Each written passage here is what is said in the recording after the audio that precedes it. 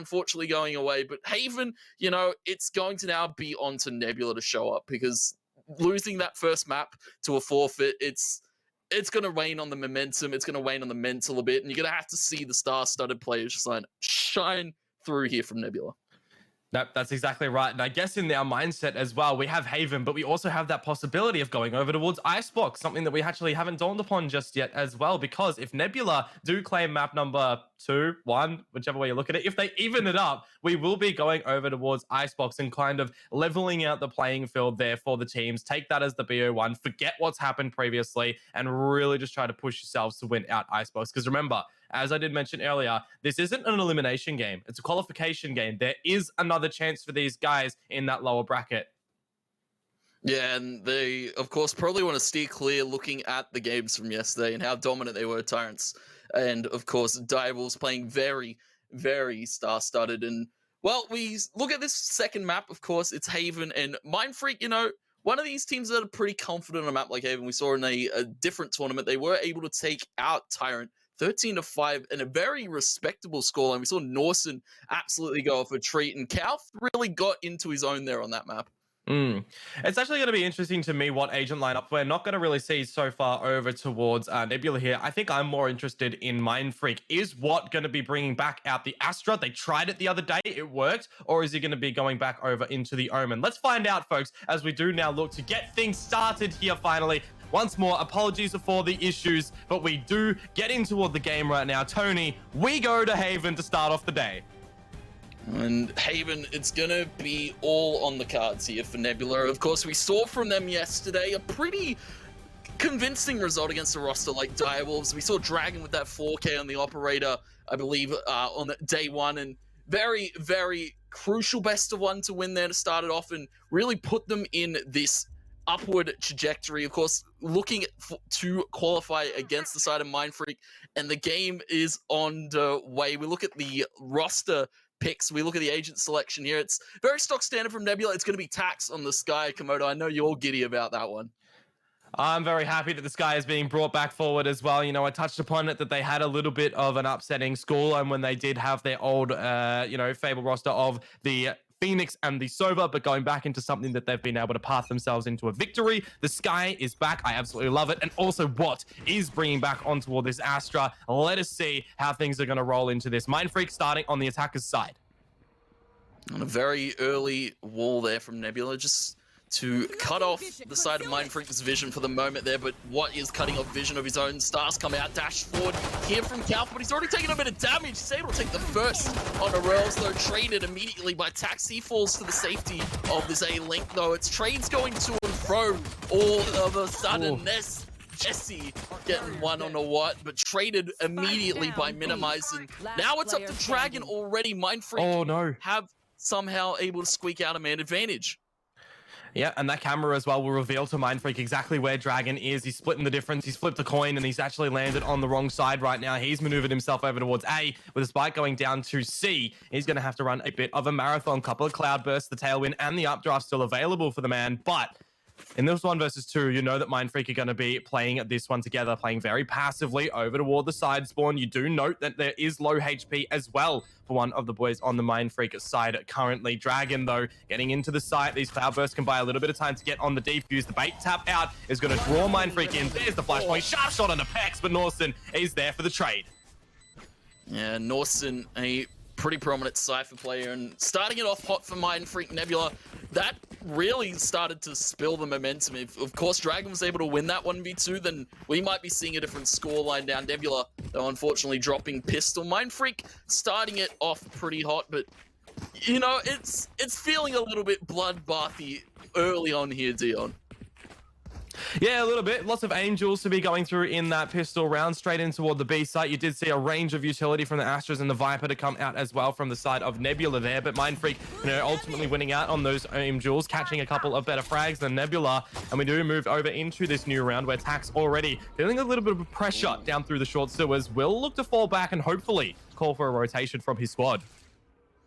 And, well, the wall being set up again by Minimize, and Nebula on the rotation over towards this A site. That might be Kauth in just a second. Of course, he's going to be seen through that wall. Kauth Someone check his PC already. The man can see through walls. He can see all of the players in front of him. He's going my lord. Third, 2 rails taken in the blink of an eye. Now it's up to Jesse and it's up to Dragon again. Cal taking the ball with the ace. Cal, are you serious? Starting it off. Talk about him. Strong. It's so sick to see the jet play coming in, and Mindfreak, they're not wasting any time on this second map.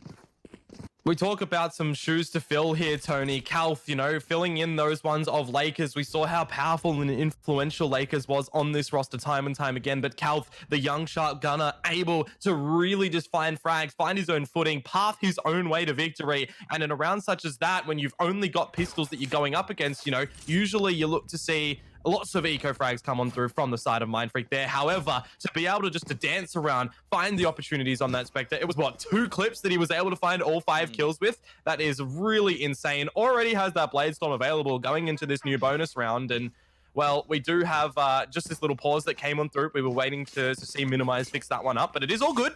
We had a little bit of extra analyst time that we can get onto it, but we won't, of course, stay stuck on that one. We don't need to over-analyze anything because we now move over into the bonus round. It's Nebula's time to get on the board.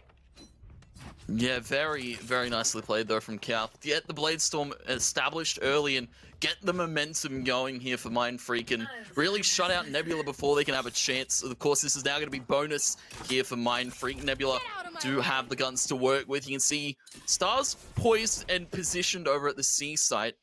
But for the moment, Mindfreak playing a little bit default. Calth already has pulled the knives though, and he's looking for a victim. Looking for a victim. Looking hungry to find the first opening frag, convert this into another round as Mindfreak. They are on this bonus. If they shut this one down, it'll be Struggle City for Nebula. Struggle Town, but in toward the site, straight through the Viper's Bite, the Snake Bite. Calth just runs on him with the Blade Storm. Will be good for 1. Can't quite get a second as Dragon will shut him down. So we are on this 4 versus 4. Mindfreak, though, busting in toward the C site. More for Dragon. Again, traded on through, though. Birds are going on through. And now, with a great utilization of the flash, Minimize claims 2, and Nebula are on the board. Yeah, very nicely played there from Nebula, and very quickly to rotate over towards that C side. As soon as they sensed Mindfreak were up through Garage, they sent 3 players, I believe, 1 towards the Garage, 2 towards the spawn side, and they were able to capitalize off of the numbers and really shut down Mindfreak's panicked hit there to that C site. And very nicely to shut down the bonus as well and keep Mindfreak in check for the moment. Keep him in check. Keep them all entertained as well, Tony, because you need to make sure that you are keeping up your spirits. Mindfreak can always be a team where if they're not feeling the greatest, they need something to kick them back into the game. So as long as they are keeping very focused in this one, they will be able to keep things flowing. New round, fires for all. Trailblazer in for Tax, spotting out as much information as possible. Going to get destroyed, so at least knows that there is one player out through the lobby. But Calth is looking to be the instigator in this round, clearing everything down through long. You do also have the grassland of Courtyard being explored from Mindfreak, so making sure that they aren't going in this just one-dimensionally. They have different approaches if needed. Dragon's already popped the knives. You can see he's antsy for a potential A fight, but Mindfreak say maybe we'll take it a little bit slower, take out the turret towards the Garage side. Nebula still left, guessing for the moment. Wall goes up again from Minimize. Mindfreak are looking to pull the trigger towards this B site, and Minimize needs to be cautious. Him and Royals now grouped up towards the front of the site, though. Calth takes the initial duel, now dash forward. Walks up, though. Minimize uses the cloud burst of Calth to get in and get that kill and get away to safety. Jesse's cautious of the low play here from Norson. The spike goes down to B. Norson wins that crucial fight towards lower mid, and now it's on for Nebula for the retake. Player advantage for Mindfreak, equalizing to 3 versus 3. Calth holding at the back of the shield, but Norson on that flank. It's bettered by Dragon, looking for another one. Has Pex's number, name no. Gets shut down, but it is all onto Pex. 1 away from the Rolling Thunder. The flash points out. He gets decapitated by Tax, and that there is a little bit of a waste of the Viper's Pit, not gonna lie. Minimize trying to get it out just to obscure vision, but we get equalized on the back of it, 2-2. And for Mindfreak, I think we might be on for a little bit of an eco for them now. Yeah, the side of Mindfreak now a little bit worse for wear. Nebula, after, you know, a bit of an early discrepancy, Mindfreak were able to take those first two, but Nebula, they're back in their element. You saw a bit of a wasted Viper's pit there by Minimize, but he's not going to be feeling too disheartened. As long as rounds are on the board for Nebula, they're still into it. And for Mindfreak, Eco, but I wouldn't doubt these Sheriffs, Dion. No, wouldn't doubt these Sheriffs whatsoever. Just ticked over 4 o'clock, so it would have been high noon somewhere in the world. Have a little bit of a leeway going in toward it as well to keep contained on these Sheriffs, but it is going to be the grouping up outside C. Long, hole 5 for Mindfreak, looking to bust on through. They have decided to go in for a bit of a purchase in this one. As the bird goes through, Minimize is going to start off the round by finding Calf, and that might actually force Mindfreak back. Yeah, that's deterred them for the moment. You see Norsa now tucking into the cubby, and, well, Mindfreak starting to second guess themselves. You saw the round they tried to take C before. They were very, very rushed in their approach, and Nebula were able to surround them with numbers and capitalize on the opportunity. But for the moment, Nebula slowly and surely will be making their way towards the C site. The alarm bot just in reach of it.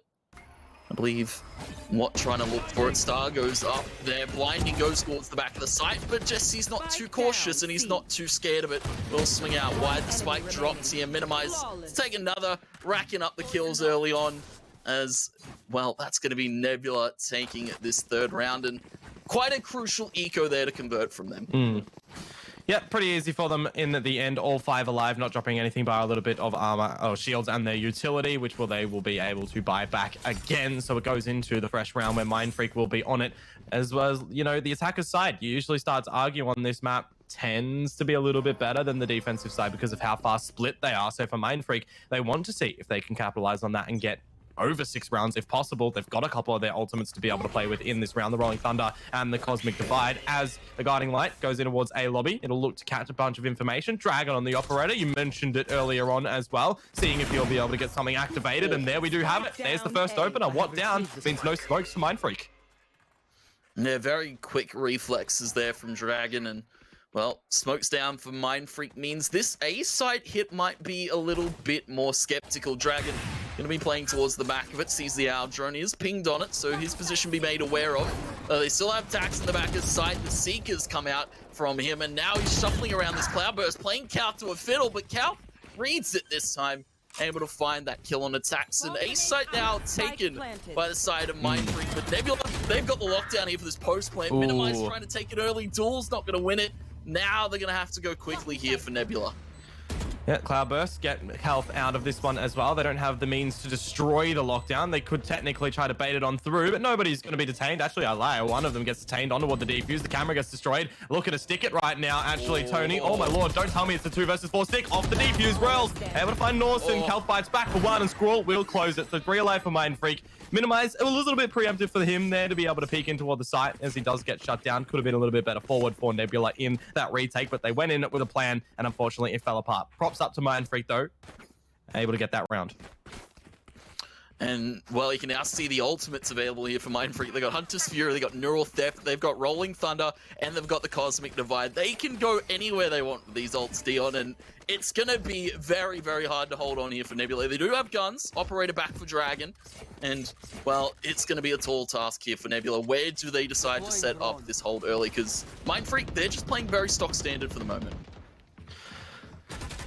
Yeah, looking to not do anything too ambitious in this game so far. We've seen a couple of splits out through A, you know, the mid approach as well to B. Over towards C, we've only really seen them group up. No big old split through the garage and everything. So still lots of different avenues that Mindfreak will be able to explore a little bit later on. But with the 4 ultimates that they do have in their possession right now, definitely is a way in which they can get started in toward this round. However, the push through from Minimize down through the sewers on the back of his own toxic screen. I wonder if Norson's going to be able to expect this one a deeper cage. There goes the decapitation. The Cosmic Divide's already been pulled for Mindfreak, but now they're on the back leg.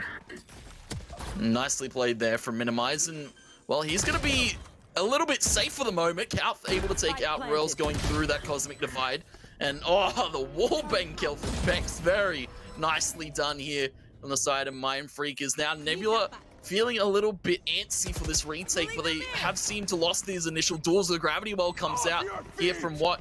Calf playing underneath the site, the Rolling Thunder deployed by Pex, and they're able to shuffle them out and shuffle them back for the moment, but they've lost Pex to that initial duel. The heal comes out, but the time is ticked very, very far down here for Mindfreak though. Dragon taking a peek from heaven, able to trade 1-for-1, and they're gonna find Calf on the fadeaway. Very nicely played from Nebula, and they're able to convert that 4th round, and a little bit slow to the retake, but slow and steady wins the race at the end, Dion.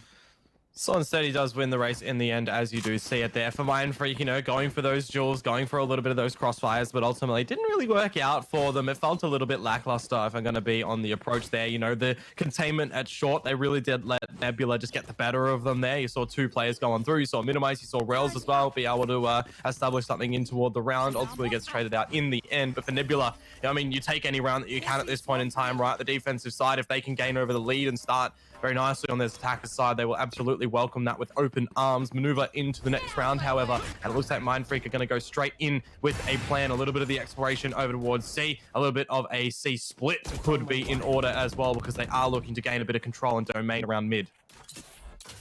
Now you can see Cal, Pex, and Scroll over towards that side, and well, for the moment, no one really too poised at B here for Nebula. You can see Rails just outside towards that garage side. Tax now to rotate over from A.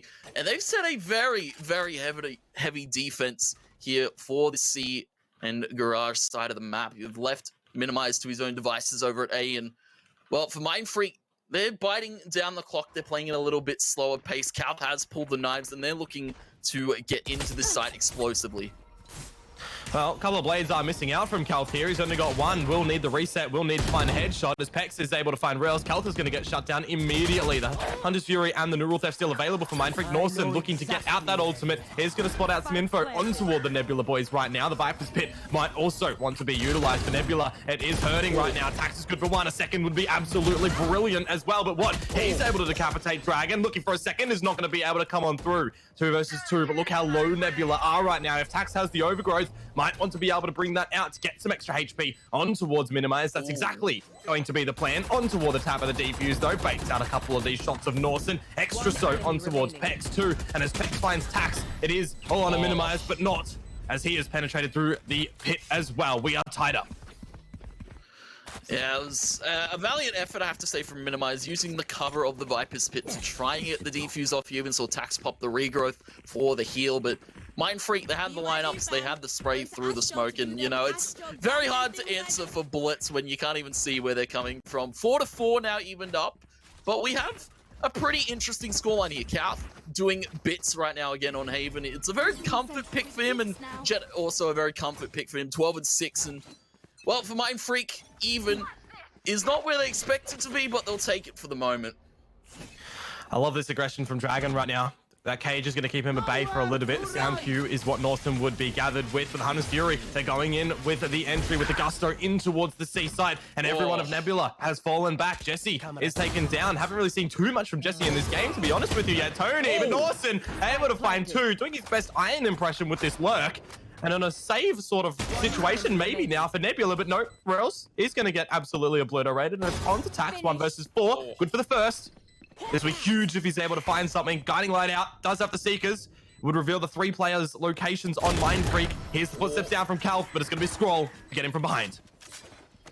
That was very, very well played from the entirety of Mindfreak there. You saw Norson crucial on that lurk, able to get 2, and he's a player, you know, that he's been around for quite a while, and no one really touches too much on the Norson lurk. It's quite detrimental to many teams that Mindfreak come against, and you always have to be cautious of it. Mindfreak, you know, they use Norson to his best capacity, able to find 2 on that lurk and really set up beautifully for that C hit. Now Nebula do still have the money to work with. It's op out for Dragon, and I want to see him really start these rounds off good for Nebula.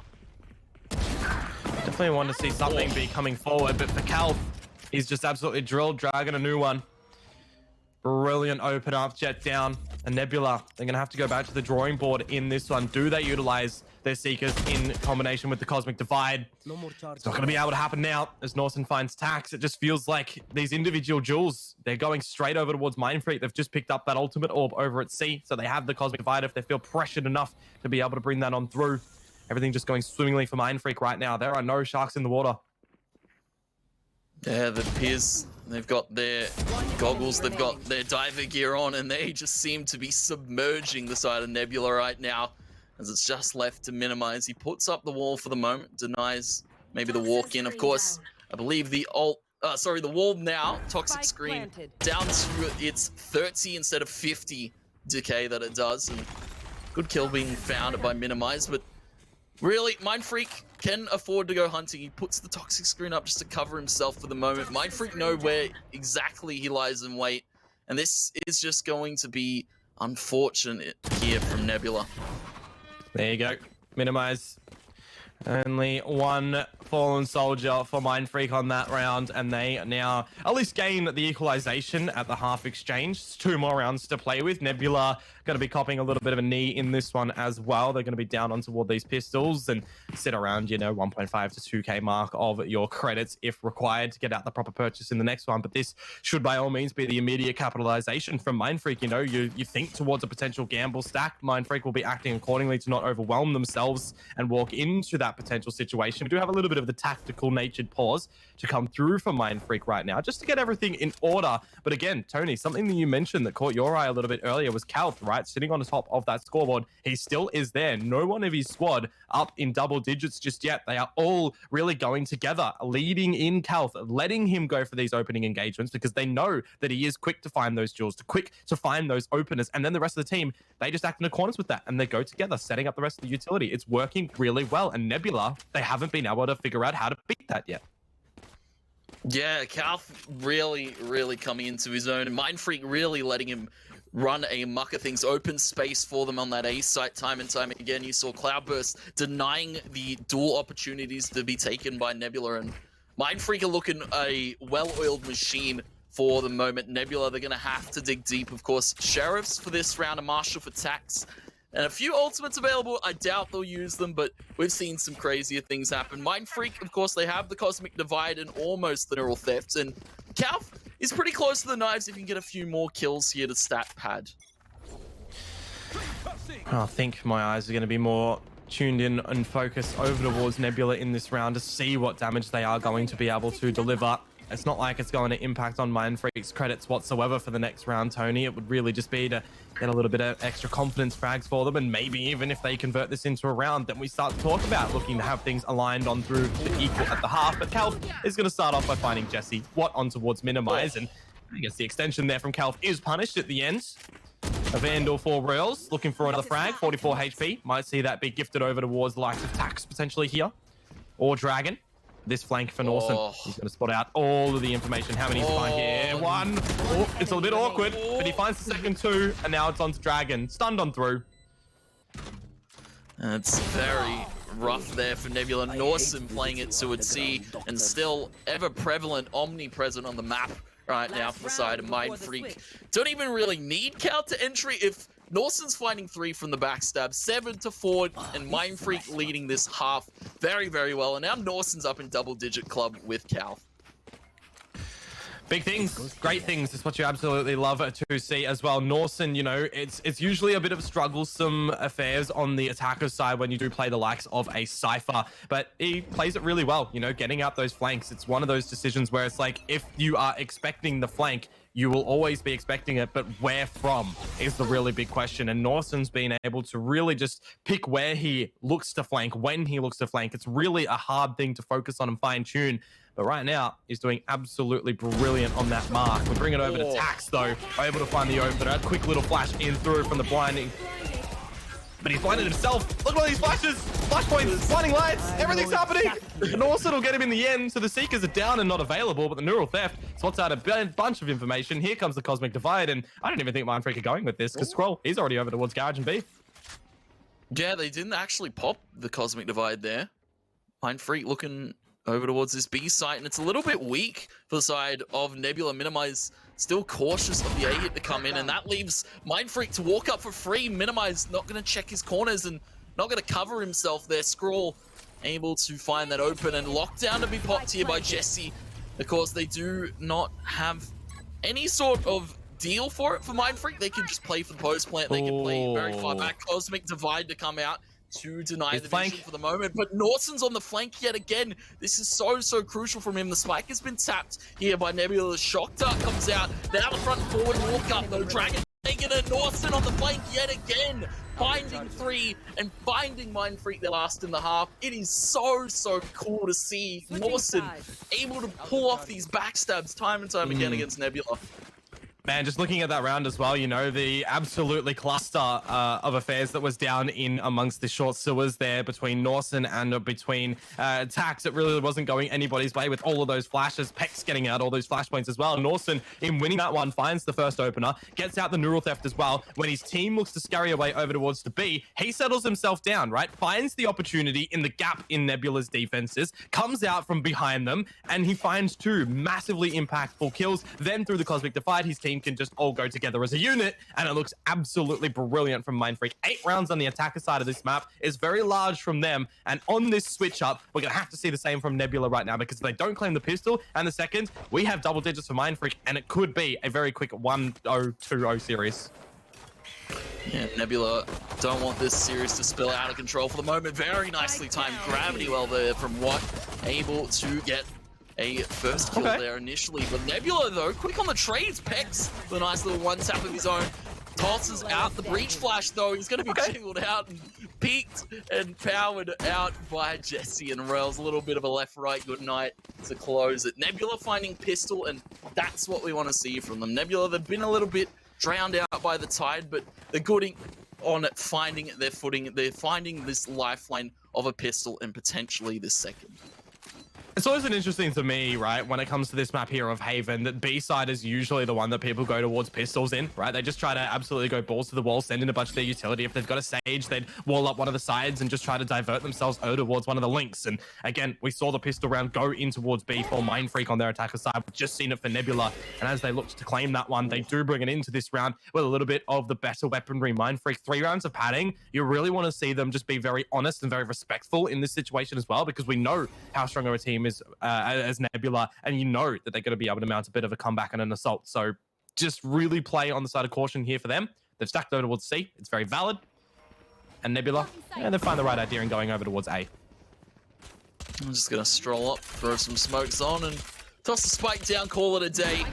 Even fall back for the post plan if needed. Bot is going to be recalled by the side of Nebula, and well, Mindfreak realize they've stacked the wrong side. Unfortunately, it's going to be over at A, and they're going to be on the, well, quick but swift, I guess, exit kills here, because you can see 2 players outside of this A. Sight Tax got the Phantom in hand. He's able to take these long-range engagements against, I believe, the shotguns here from Mindfreak.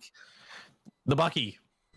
It's still a thing, apparently, right now. You really only see Mindfreak bring it out these days anyway, to be honest with you. Scroll. Oh, could you imagine a Ninja Diffuse? I mean, they've got their Nano Swarms on it anyway. And I think they also had the Viper Poison Cloud on it. There's a couple of one. There's only one from Mindfreak there. You take that for what it is. Yeah, you ignore that round. It's a really well placed one for Nebula at the end. They don't drop anything, and you've got Mindfreak now who are going to be able to purchase in. Although, you know, with what they forced up, I'm looking at Norson. He's just had to sell something back, so he probably doesn't have all of his, you know, cages or trap wires going into this new round. Watt has gone down to the light shields to make sure the Astro utility is here too. So it's a little bit like weakened for them in this one. And I'm actually just looking at, does he not have any trap wires in this round, Norson? I don't think he does at all. It's just those cages. 2 cages. Yeah. That's very rough from Norson, and might be the advantage here for Nebula if they can walk up to the site quickly. There, the cages though triggered immediately. Seekers come out. Now Norson needs to batten down the hatches here at the C sites. Found the first through the wire onto Jesse's Scrawl, picking up 2 of his own. Now Norson trying to take the fight along though. Scrawl every time though, taking these fights count to get the cherry on top. Mindfreak completely shut down that bonus hit there from the side of Nebula. And now they're on 9, getting scarily close to double digits, Dion.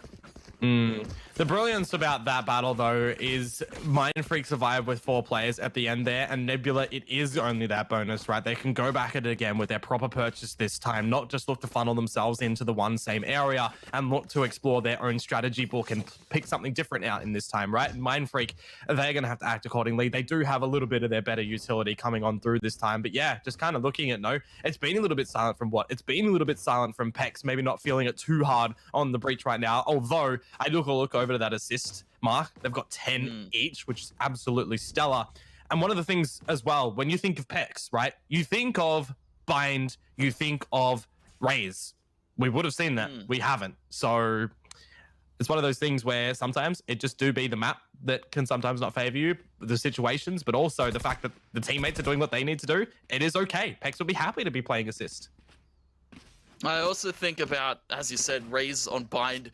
The Arena on Ascent from Pex has been pretty show-stopping, to say the least, as well. And, well, he's able to take this back forward approach here for the side of Mindfreak. You know, he's able to dump flashes, really set Norson and Kauth up for the opportunities that they have been so gracefully granted here. For Nebula, this is going to be really a round they have to take. Mindfreak looking in the driver's seat. Dragon and Kauth going 1-for-1. They're pretty good to start it off, though, I have to say, for Nebula. Losing the Sharpie, a Dragon for Nebula here, but losing Scroll, the reliance upon those shock dart lineups as well from him will be a big thing that Mindfreak might be sorely missing in this round. So we will have to see how the turn of events are going to unfold in this one. The group up of 3 for Mindfreak over at A as Nebula look to maneuver and lean more so over towards the C area. Norson will be safeguarding that currently over towards B as well. It's looking to be a retake over towards the C side, however, right now for Mindfreak, and that's quite valid. You know, they're a team that will really like going in for these retakes, although that is the mention on towards Scroll, right? That is why I've mentioned him. He knows those lineups. They know these situations, and in having lost him already, might be a little bit harder for them now. Norson has deployed one early cage, sees 2 members. He's found one, but he's found actually more than one. Snake's bite to come out here. Norson now to tuck himself behind this cage yet again. We saw the same position from him in that last hold, but this time Tax will read it. Watts found one on the flank. He's found a second. 2 now. Jesse in a very unexpected 1v3 scenario, finding the first on the Kauth though. Has retrieved the spike. He's got 20 seconds to plant it down. What has his backline? And, well, Pex just dying to peek here for the moment. Jesse going to go for the initial duel now. He's going to walk up there. He's not going to check the right corner. He flicks to it at the very last moment. Pex will find that kill. And Mindfreak, not even, I guess, a retake. I'd say a hold more than anything. Finding double digits here. It was the flank there from what, right? Coming in through towards the long flank, he's able to find 2 at the end there and really just throws spanner in the works of what Nebula were trying to establish. And I think the thing for Jesse there at the end, you know, he was really split between what he was supposed to do in that sort of situation. I saw that he had the Alarma bot still available. I think he picked it up a little bit earlier, so he could have placed it back again, could have seen where he knew where what was, placed the Alarma bot, you know, and then look for the safe plan. He could have played it default, could have played to the back of the site, putting that Alarma bot down towards the side, defender spawn. Lots of different things that he could do. Just doesn't work out in the end. And as you mentioned, Mindfreak now on this double-digit line, really looking to put the pressure down, though, is Nebula in this one, sending it in towards B. Kauth is going to be able to establish out that trade. What is now very vulnerable on the back of the site. He will get overwhelmed. So we have a player advantage for Nebula now, establishing a plant. Mindfreak on for the retake, but again, Kauth, 5 HP. He was dinked early.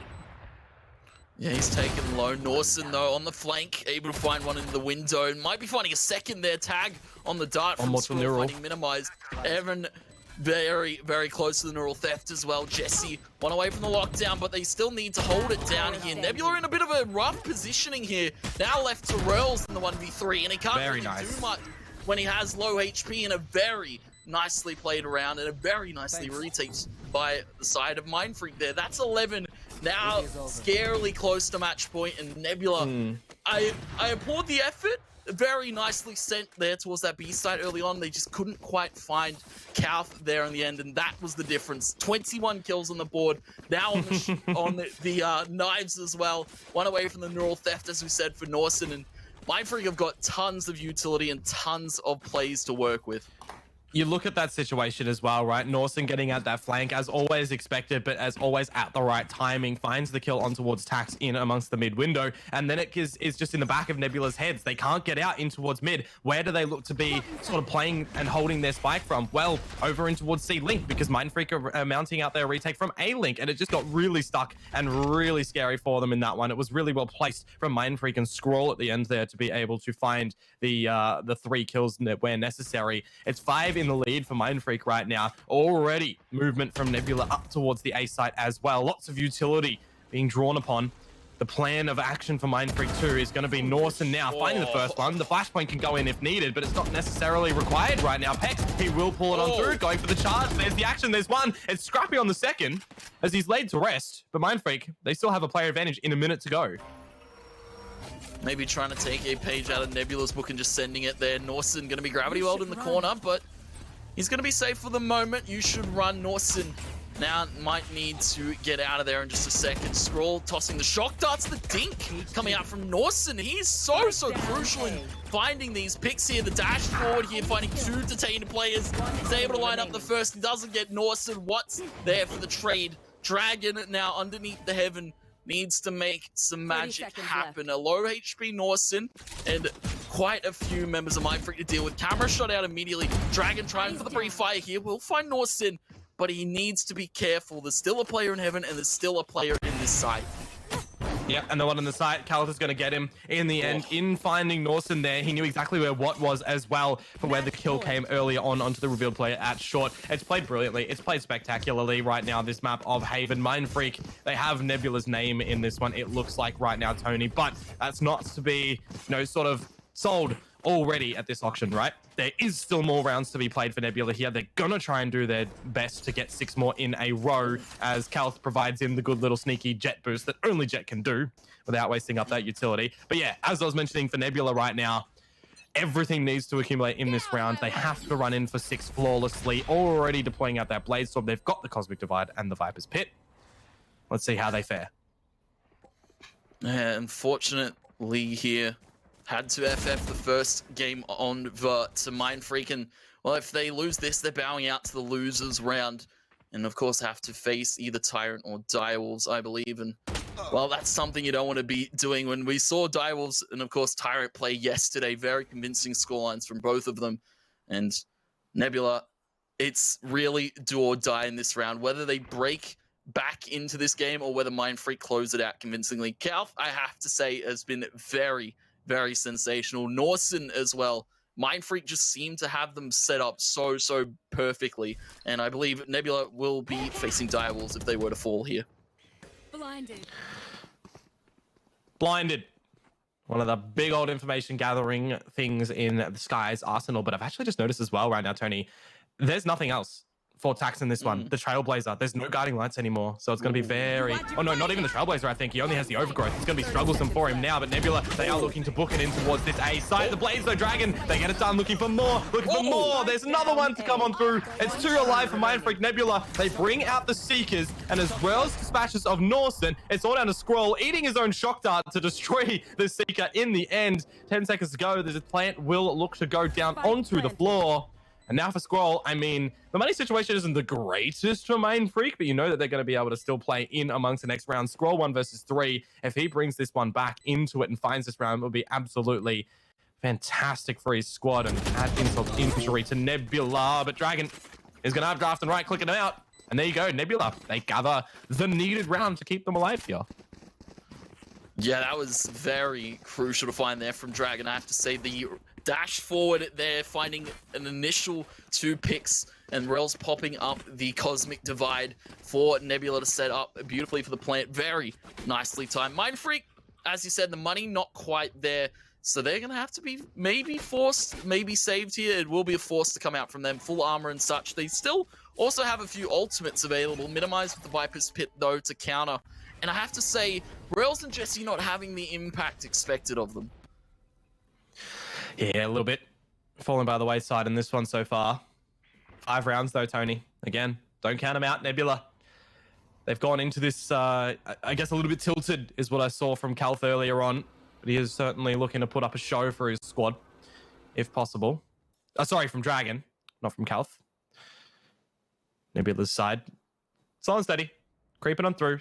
Attacks the peak once more over in this short sewer. He's going to be good for 2. At least assisting here. Now Dragon, if he's able to find Scroll, definitely would open up the opportunity in this round for Nebula once more. Calth now here able to assist with Scroll. Scroll finds Dragon. The side blinder out from Scroll. Does get punished at the end. 2-2. Norson though. Look where Norson is. He's a little bit behind. No flank happening. No rule theft available still. Calth dropping the spike. And now it's all on to Tax. Goes for the ball, and he will not take it. Norson there to close it out for Mindfreak, 13-7. They will be taking it 2-0 over the likes of Nebula, and very, very nicely played from them. I have to say, all around the board, they were set up for Calth beautifully, but Norson, you saw the lurk on the time and time again. 3Ks are plenty for him, stat padding himself up to wonders as well. Pex on the util. Very nicely played from Mindfreak overall. Yeah, I got to say from Mindfreak right there, you know, it looks to be potentially a little bit slow and steady in the beginning, but once they started to really start to build it up, you know, Nebula really didn't have an in. There was a little bit of instances where they were doing things quite nicely, but ultimately at the end of the day, Mindfreak, you know, you talk about the entries that Dragon was looking, Calth, I'm getting them mixed up. Calth was able to put on through in toward that one. They're both young Sharpies. Yeah, so Calth was able to put on through in that one, you know, really sensational on the flanks there coming out from Norson. The rest of the team, you know, they didn't really actually need to do a whole bunch in it, right? You saw just the kills calculated in. The retakes were looking quite flawless, where Scroll was able to shine in getting those ones out, planting his feet on the site. Pex getting out those flashes as well, you know, wasn't really able to kind of dance around a lot and find a lot of kills, but hey, at the end, Mindfreak, they got absolutely everything that they needed to in that game, and now we look to have an interview with one of those guys as we look to bring them on in as well, Tony. Yeah, we've got Watt on the line. How are you feeling after such a bit of an interesting start to this best of 3? Of course, the first map to get FF'd, and how do you come into, I guess, a second map after expecting to play first and not really feeling like it? Well, we just try to stay sharp at the beginning. Like, there was a bit of a unknown period to know if we were even playing, so we just kept DMing and didn't lose focus of, like, we still have to win. Like, they're a good team. They could easily reverse sweep us even with a forfeited map. But yeah, we just played our game and did our best. Now, firstly, congratulations on that one there, Lewis. It's always a pleasure to be able to get some words out from you. Your org now in Mindfreak, you know, they announced the other day that Lakers is no more with you. It is officially, you know, the new little man in Calth. How are you guys feeling with him? Yeah, Kals is a huge guy. He's been popping off lately. Like, that game, it's just like, what, 25 frags and like 20 rounds. That's pretty nuts. He's a solid pickup, I think.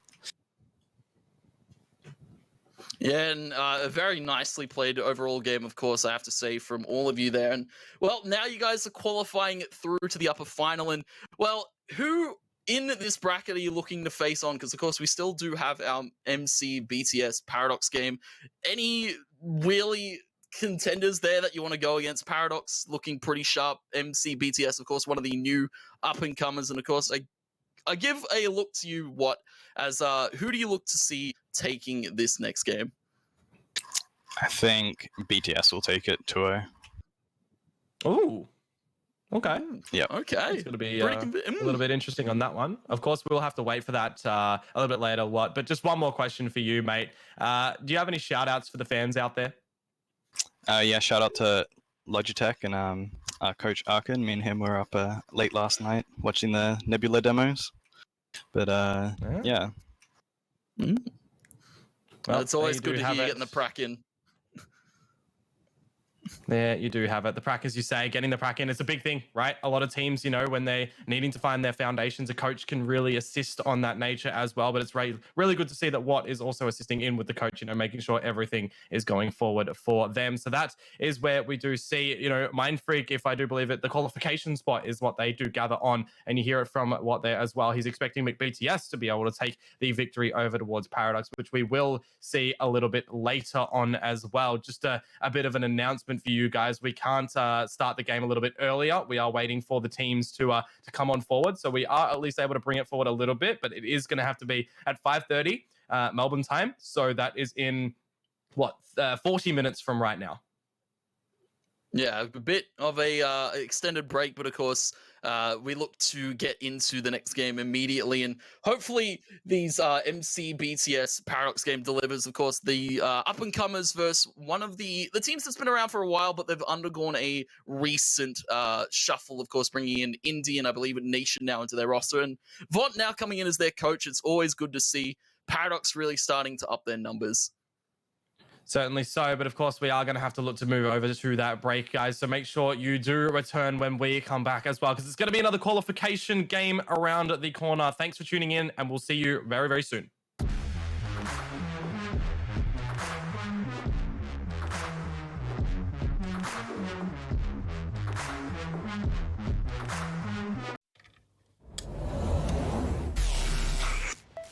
I just time traveled. Today's a big day for past me. He just got the latest Vodafone broadband with super Wi-Fi. Which finally means Wi-Fi in all 4 corners of the house. What? Even there? I've got Wi-Fi in the garage. Yeah, we do. See ya. Oh, it's still in the garage. Yeah. Super Wi-Fi.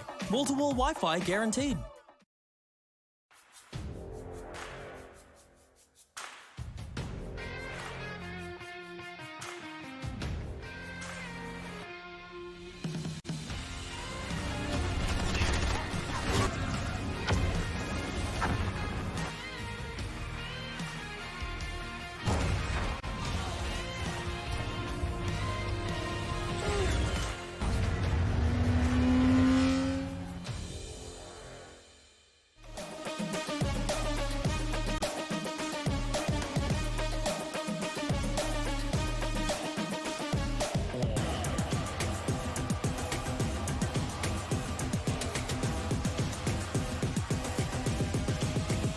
Show me what you got. Down, up, back, up, God, down, up, back, God, down, up, back, up, God, down, up, back, God, down, up, back, God, down, up, back, God, down, up, back, God. Ain't no reason to back down, so step it up. God, down, up, back, God, down, up, back, God, down, up, back, God, down, up, back, God, down, up, back,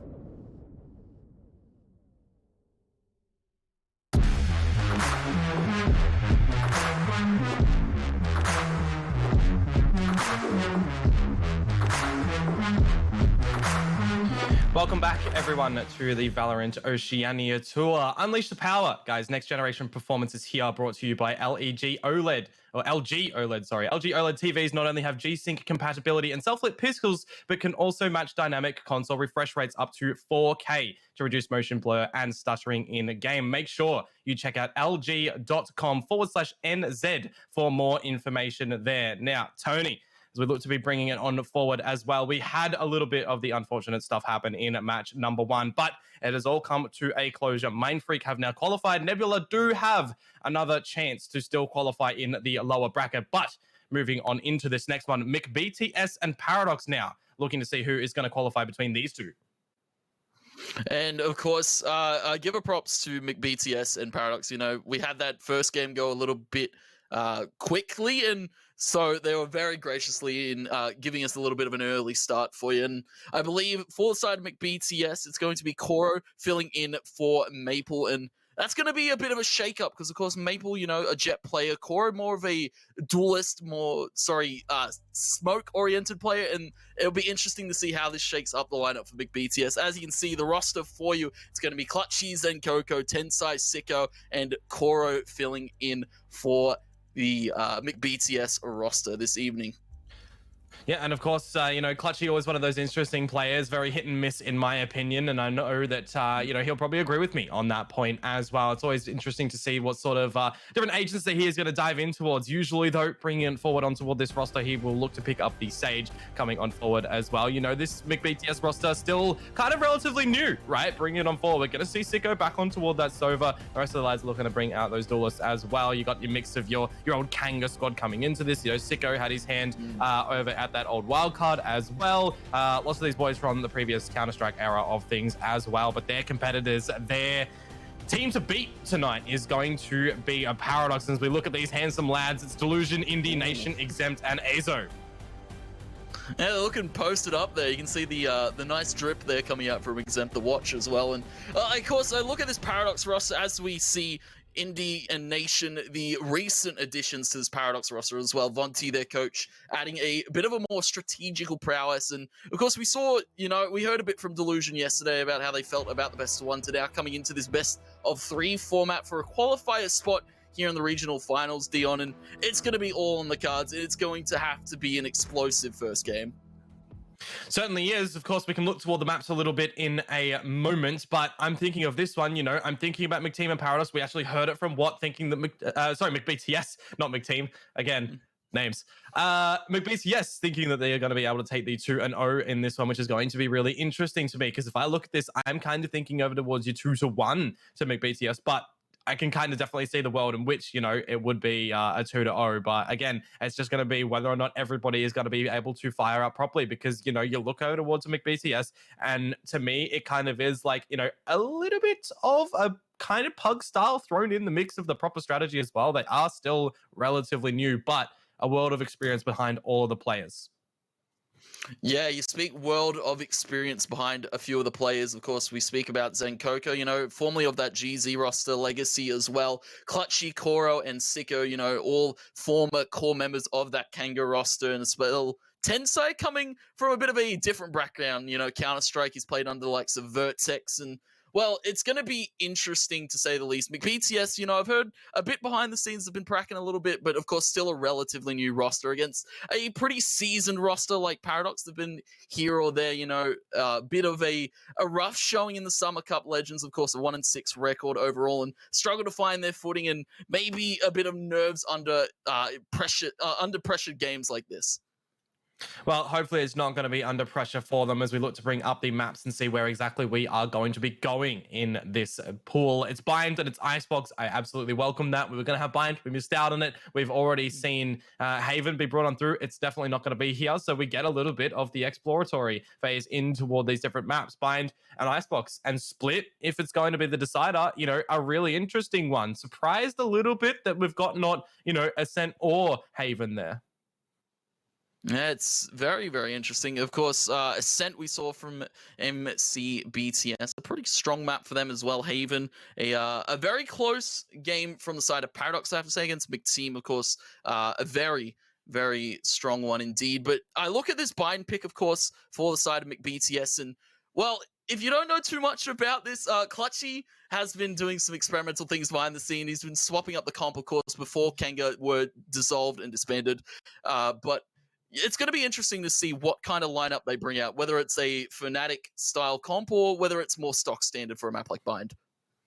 Yeah, I do kind of wonder what we are going to see being brought forward into them. Of course, you know, one of the things that is ever so prevalent in my mind when it comes to these boys is Clutchy getting out that ace in amongst the Sage play. No, sorry, the Jet play. He was on top of the Sage wall on Bind outside Hookah once upon a time a little bit ago. Absolutely brilliant play to come through on that one. But yeah, moving on forward into this, we were just about ready to get in toward the game. But unfortunately, one of the guys' games did crash. So we'll sit pretty for a little bit. No break just yet. Don't worry about that one, folks. But we do just have to wait for the relaunch into that one and get into it. Now, Tony, do you actually have a prediction on what you think is going to be the scoreline today in these guys?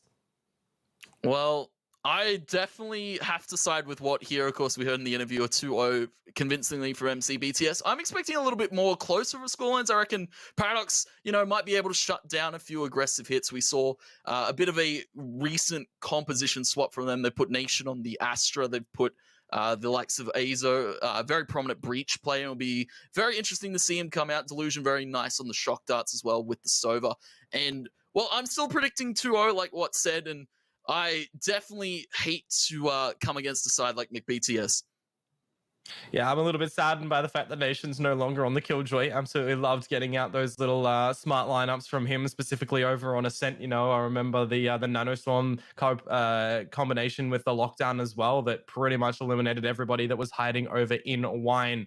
It was really, really cool. But Bind is where we look to get in towards very, very soon. And I'm just kind of thinking about it, you know, still at that agent lineup, are we going to see McBTS fall back onto something that they're comfortable with? Or, you know, is Clutchy just looking to change it up again?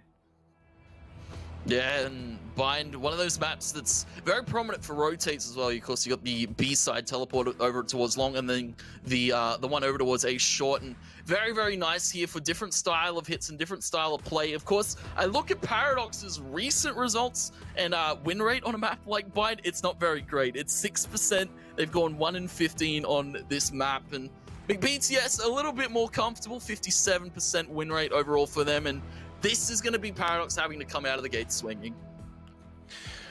Feel like coming out on this one, Paradox have to do more than just swinging here, Tony. They need to come out with everything primed, locked, loaded, ready, straight to throw in the face of McBTS. And now we look to go over into it. It is going to be something that we touched upon a little bit earlier, right? It is going to be the Viper and the Astra combo to come out from both of these sides. We have a mirror match. It's a mirror match indeed. All 5 agent picks very identical, and Koro gonna be on the Viper filling in for, I believe it's Maple. Couldn't quite make it this evening, and well, Pistol to start it off here, and Paradox going a little bit antsy early on with these frenzies. Nice one tap, already securing the first kill here for McBTS. And Indy's looking to get the trade out as well, but it's not going to come into the play. Koro already the superstar finding what need to be. I mean, we think about Koro, we know how experienced he is in the history of the game as well as some other tactical shooters. But right now, Sicko in toward the site is going to be able to open up for 2. Looking to be flawless here for McBTS, as it's just going to be down to Nation. Once upon a time has played these guys as well, remember, for copious amount of years. 1 versus 5, no flanks to be seen. It's just going to go very one-dimensionally charged in toward this retake. And I mean, maybe not give it over towards any of the guys that have already found 2. Don't give it to Koro, don't give it to Sicko. Otherwise, they'll be one step closer to those ults. And deny the ult opportunity. They give it a tense side instead. Flawless round there for McBTS to start pistol off. They shut down that aggressive frenzy play early on from Paradox, and well, no one really able to put anything on the board. McBTS now, with that first round advantage, have the opportunity for light armor Vandals already. Spectre for Clutchy, and it's interesting to see him back on the Rays. We've seen a little bit of a different Clutchy recently, Sage and more Jet style of play, but always good to see him on a character like Rays. Certainly changing things up. Be quite versatile in the approach. Just got to remember when you do change up your agent style, you know, if you go from the duelist over to the more supportive assistive agents, you got to be in the mindset that it's not just going to be down about that holding W. And on the flip side, if you go from a support agent in towards the duelist, get a little bit of the W action with those abilities primed and properly utilized. But you know, we can draw upon that as long as we need to. No longer is the key on that one, Tony. It is McBTS very spread out on this attack of its side round right now over towards the showers. They gather out the orb, I do believe, as they look to fall back through the caves and rotate to the team over at B. Or maybe not. Keeping everyone guessing in the server right now. Wall goes up to 10 side, sees the dart. He's just a decoy right now. The teleport can be taken, and rightfully so. It's all over to A there. Wall goes up, denies the left side of sight vision there. Dart as well to come on through, and well, they have all the room to take this A site, and they don't even need to put up any fancy Sage walls. It's just a toxic screen. And the fallback now towards the showers. Clutchy taking the first initial tool, though. Indy with the Sheriff taking 2. Clutchy able to answer back. Low HP bars here for Paradox as that shock dart comes into play, takes out Clutchy, and that's, as we said, a very, very big dart. The spike tapped, Indy takes another, and McBTS now under the panic of Zenkoko as the spike's fully tapped. That second round to go to Paradox, all on pistols. Yeah, it's always a strugglesome affair when you do get that spike planted over at the triple location, more so over towards the showers. You know, just a lot of utility can be put to that area, and you really don't have the opportunities to escape unless you fall back completely. And if you rotate yourself over towards short, you don't actually have a line of sight on towards the spike, and we saw that at the end there as well. Zenkoko had no line on toward the site to get anything back, and it feels like, you know, while Paradox had gone into that one a little bit dry escape in it, and McBTS had their plan, that it just got turned completely on its head. Definitely now feel the momentum shifting, and as we said, we want to see Paradox take those initial duels. They're able to play for a very nice post plant. Now you can see Azo on the Viper set up very closely with the Judge, and we've seen Judge Meta now apparently in full swing after the Bucky nerf.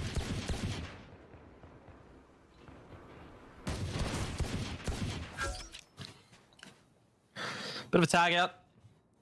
Bit of a slower halt for McBTS right now outside of Garden. Azo Bayans loans himself in Hookah. Gonna be seeing if you can get any extra frags to come on through.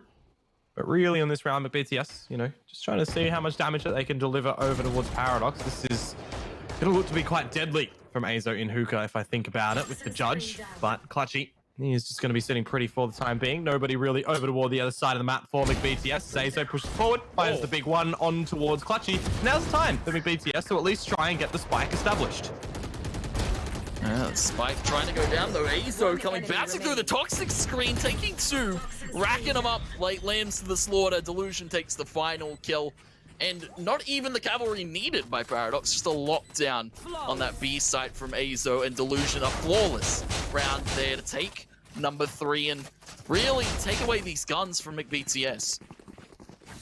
Yeah, but of course the guns will come in right now. A little bit of the delayed bonus round if you think about it, though. You know, look over towards Paradox's side. It's not really even a bonus, right? They've got the Phantoms and the Vandals across the board. They've got that Judge for Azo, which he'll be happy enough to still utilize upon. Going to be changing up the line of approach, though, in this one. Look at it, ever so change it up for Paradox too. It's one of those great things, right? Being versatile on your defensive side, being so unexpected, really will cause McBTS here to adjust differently and maybe unexpectedly. The Hunter's Fury will be brought out very rapidly as well from Delusion. Will cash 80 damage into the mix on to Astra there for McBTS. And as Indy finds the first opener, Paradox are on for a nice little shape-up round. Now drone comes out. Now the reverse Hunter's Fury coming in here from McBTS, trying to get some damage off themselves. Only going to do a bit there on to Azo. Ultorb going to be retrieved. Tensai going to fall back through the teleporter, regroup with the rest of his team. Is maybe looking for this A site hit, but there's 3 over on this site for Paradox. Well, they got 55 seconds to go. Still get back in toward this one. The Viper's Pit still available as well, but that is an ambitious line from Sicko. Gets diddled through the wall by Exempt, and now the footsteps will be tickled out as well. The feet, rather, from Nation on towards Koro, and this round is just going absolutely perfectly over towards a Paradox. Not really feeling any big pressure, just these long lines of sight that they are winning. Nation will get a little bit punished there, but of course could be healed up if required. Tensai needs the ace here, Tony. He's going to need it, of course. He needs to isolate these duels. Unfortunately, going to fall to the long line again from Nation. And, well, that's Paradox taking 3 now on the board. Rifle round to go their way, and then some. McBTS now in a bit of a rough spot to start this game off, Dion.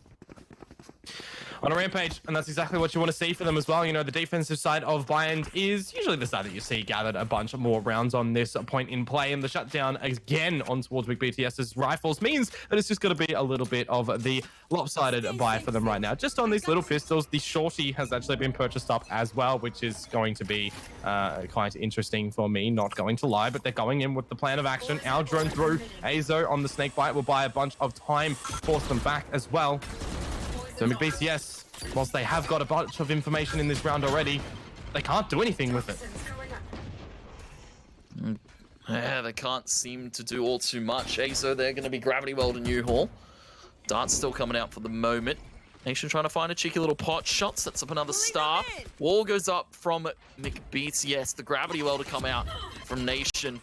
Vulnerable now. Koro might be falling into the paint shells. Very nicely timed from Exempt. As they're just trying to get this spike down, they haven't quite got themselves into the site yet. Azo's still in New Hall, doing his bit to hold it down. Able to find another Exempt, come swinging through himself. Tensai with a nice shot. Looking for his second, can't quite find it though. Exempt calm under the pressure. And Paradox going to take away another round there. McBTS, unfortunately, not going to net a lucky eco.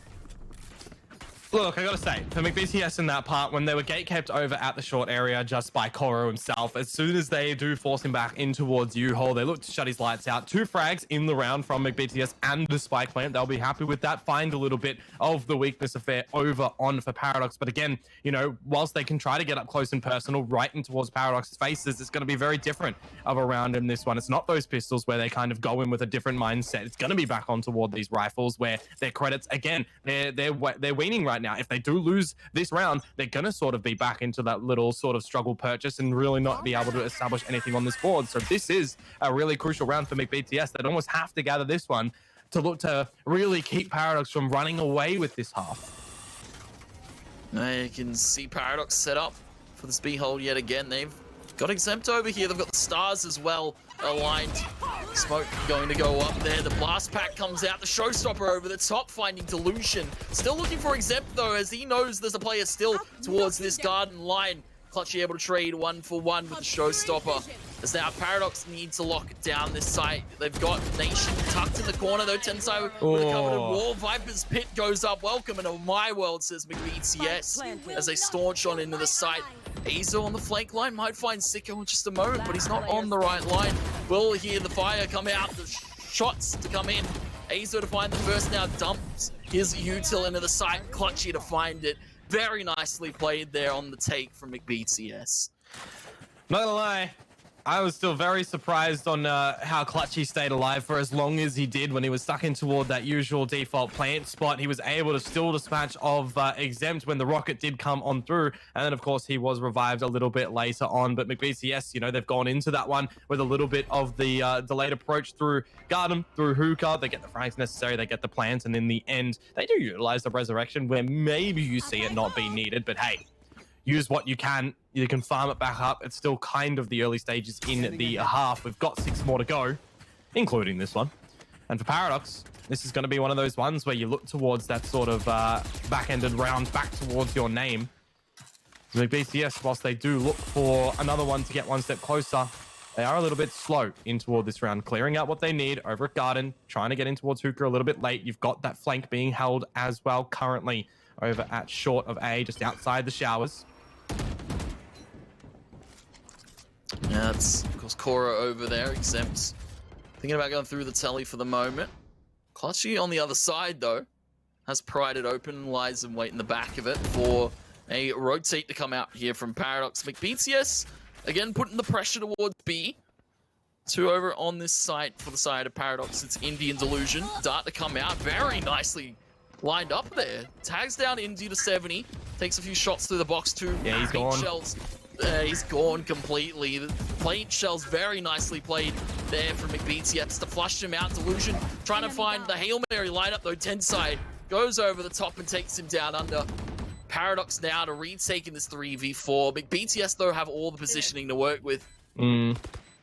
Koro now knows that Azo is stuck in toward this cubby, but Tensai gets a couple of shots on through. Doesn't actually work out accordingly, and Nation will be able to dispatch of Zenkoko. The self-heal comes out from Tensai, eventually is able to finalize on that frag, and Sicko will close out the round 3 alive for McBTS. It started to look a little bit hairy for them in the end. And in that approach there, Tony, as well, you know, they primed it up at the 40-second mark before they started to go on in. And once they do go in, Indy was really just stuck in that tube, was not allowed to get out at all. The shock dart bouncing over, the paint shells also coupled with the gravity well, they really, and when I say they, McBTS really wanted to clear out that site before going in, and it worked out nicely. Yeah, they just dumped everything into the tube, and unfortunately Indy was to fall as well. I believe a few wallbang shots coming out from Clutchy, trying it to prime out of that position. And well, you see the effect it had on the take. They're able to send it immediately after finding that pick. And well, McBTS now in a bit of a more stabilized position. Paradox took a few early rounds here, except going for the shot, only a wallbang to Clutchy. He's lucky to be alive. Delusion might be going for an early duel, finding Sicko towards the shower line. That spike dropped out in the open, but I don't think Paradox saw it.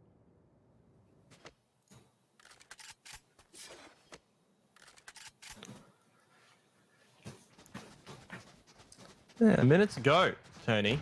McBTS gonna act accordingly and completely transition themselves to the other side of the map, although with that reveal, Tensai trying to solidify some sort of flanking mindset approach to Paradox, trying to be a little bit of the bait, make him guess where things are going to turn on out, with 40 seconds again seemingly being the key number for McBTS before they start to actually get things established in the round. They will look to dance out in towards the B site, and they have to make sure that they are going to be dancing to the right tune of the beat right now. And Clutchy, don't know how he's been able to escape with a frag on that one. Will be shut down and traded on out eventually, and as now Zenkoko and Koro open up the opportunity on the round. There's the shock dart to come on through, denying the plant. It'll go through 2 versus 2 situation as the Cosmic Divide is through. Azo finds Tensai and lines up Zenkoko.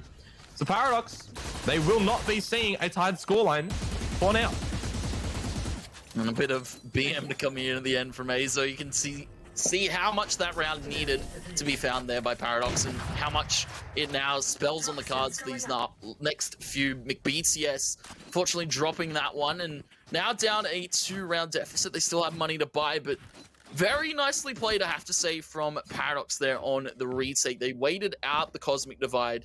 They didn't, well, they heard the spike plant, and then they decided to peek, and they peaked together as a team and won it as a team. Paradox now up 5-3, and they have a few ultimates available as well. The Viper's Pit and the Res now available for Indy. A few ults from McBTS, but McBTS now a little bit sour after that last round. Yeah, sour taste in their mouth. They're going to have to be able to see if they can cleanse it on out right now, rinse it out with a bit of soap. And then maybe eat some good old lollies or something to just soften the flavor and make it a little bit better. But better is what Tensai wants to do. And now Sicko as well. Absolute damage in the opening stages of this round. Nation will shut down Clutchy. That's the only first frag back for Paradox so far. Can even be offsided by a resurrection if BTS wanted and now maybe required as Nation and Azo get something attributed on this scoreboard. We equalize 2-2. Same agents across these sides. With a minute to go, actually wants to see that resurrection come on out if possible, but you know what? They can't do it anymore, Tony. Tensai's completely gone here, and so is the Sage on the other side. Indy and Tensai both gone and obscuring visions. Then Coco trying to get into the site. Will get the spike planted front forward. Nation just going to await Azo's company towards this B site. Cora, though, he's playing for the duel. He's going to toss up the poison orb. Him and Zenkoko now can play for this post plant. They have lineups. They have a star available here on Zenkoko. And Paradox a little bit disastrous now for this retake. Yeah, just waiting for this poison cloud to go on down, then they can get in toward the site, clear everything if possible. The snake bite for Koro going to go down a little bit earlier, and then they can use the Nova Pulse or the gravity well from Zenkoko. He just needs to be really careful that he doesn't get penetrated through this box. There goes the gravity well. Nation's able to still stick it. He does get damaged out in the end, and now it's all on to Azo. Gonna grab the operator and just look to send it in toward the next round. McBTS, they do answer back, but in these state of affairs, if we keep going round for round, tit-tat, it's not going to instill some good real confidence that one of these teams are ever going to be able to get right in front. Yeah, just that one round push stands between Paradox and McBTS. You can see on the scoreboard, though, I have to give props to Azo. He's been playing this Viper very, very nicely to start off this map of Bind. And, of course, Paradox, we spoke about it in the pregame. Bind, not a very comfortable map for them in recent terms, but maybe they've done a little bit more prac behind the scenes, and maybe they've started to work out the kinks a little bit more. I like this approach from Paradox, though. We saw it attempted in the pistol, if I'm remembering correctly, as well. It did get shut down then from Koro. And now once more, it actually does work out for Paradox. So off the get-go, one frag to them can get resurrected from Tensai. Hunter's Fury, though, for Paradox, I would expect that to immediately come on out. And there you do have it as well. It's actually going to gather lots of information. 2 tags to 80, but luckily for McBTS, they do get out of it. They escape a 1-on-1 trade at the result of it. But this position from Indy and from Azo is actually paramount. They can drop the spike right now as well. Tensai into the cave. He's going to be able to escape. Again, another 1-on-1 coming through, but this time Paradox, they do have that resurrection and that big old flank available from Tensai. Yeah, the info gathered here for the side of McBTS is now Clutchy going to walk it up. And, well, they've got Sicko in U-Hall. Indy now on the flank towards short. Azo on the long and painful walk through spawn side. Spike will go down.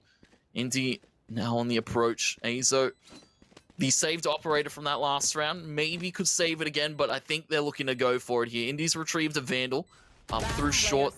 He will go, and then Sicko, very, very nicely timed, very nicely played by him. Headshot being found. Azo now 1v3. He needs to check too many corners. He's cautious of the wall towards Shower, but he's going to be shot in the side by Sicko. That's going to be evened up now on the scoreboard. 5-5 here for McBTS. And after a struggle to begin with, then able to find their footing now. It all tied up at 5-5 here, Dion. Yep, 5-5. The aggression for Paradox there in through the short area does open up things for them. But again, all those trades that were just being found in the round were keeping both of those teams honest. I would have loved to see that flank actually come through from Tensai once Azo was posted up on that operator line down through a B long, but it just doesn't come out. And in the end, McBTS, they do hold on shoot, and they eliminate him in the one to tie things up. But though, going into all this fresh round, McBTS, they have quickly gathered a bunch of information early on. They've gotten the hookah control. They've gotten B-long control out to spread and clear through Garden. This is going to draw the immediate rotate from Paradox over toward this side, who have the Cosmic Divide, have that resurrection, actually no longer, as Indy is the first casualty. the showstopper to be brought on through if required, but you've also now got Viper's Pit for McBTS. It's up to Nation to see what he can do here as Delusion's good for one. Nation pokes on out. There's the first one. Knows where clutch he is with the Nebula. It doesn't even matter. Nation doing absolutely what needed for his team. Exempt will bring out the showstopper. It's going to miss its mark. Paradox do have a player advantage. Cosmic Divide utilizable if they want to slow things down, because all of them are in amongst the site right now. Shock darts out from Sicko to draw them and make them vulnerable. Delusion takes the jaw. He loses it ultimately for the Cosmic Divide. Tensei has to push through. Not able to find the frag. It's on a Sicko. Dancing left, right. Is it going to be a good night? It is. Sicko holds on for McBTS, and they now take the lead. Oh my god, that could have went either way there. Paradox were poised to try and retake there. The Cosmic Divide, very nicely played there from Nation.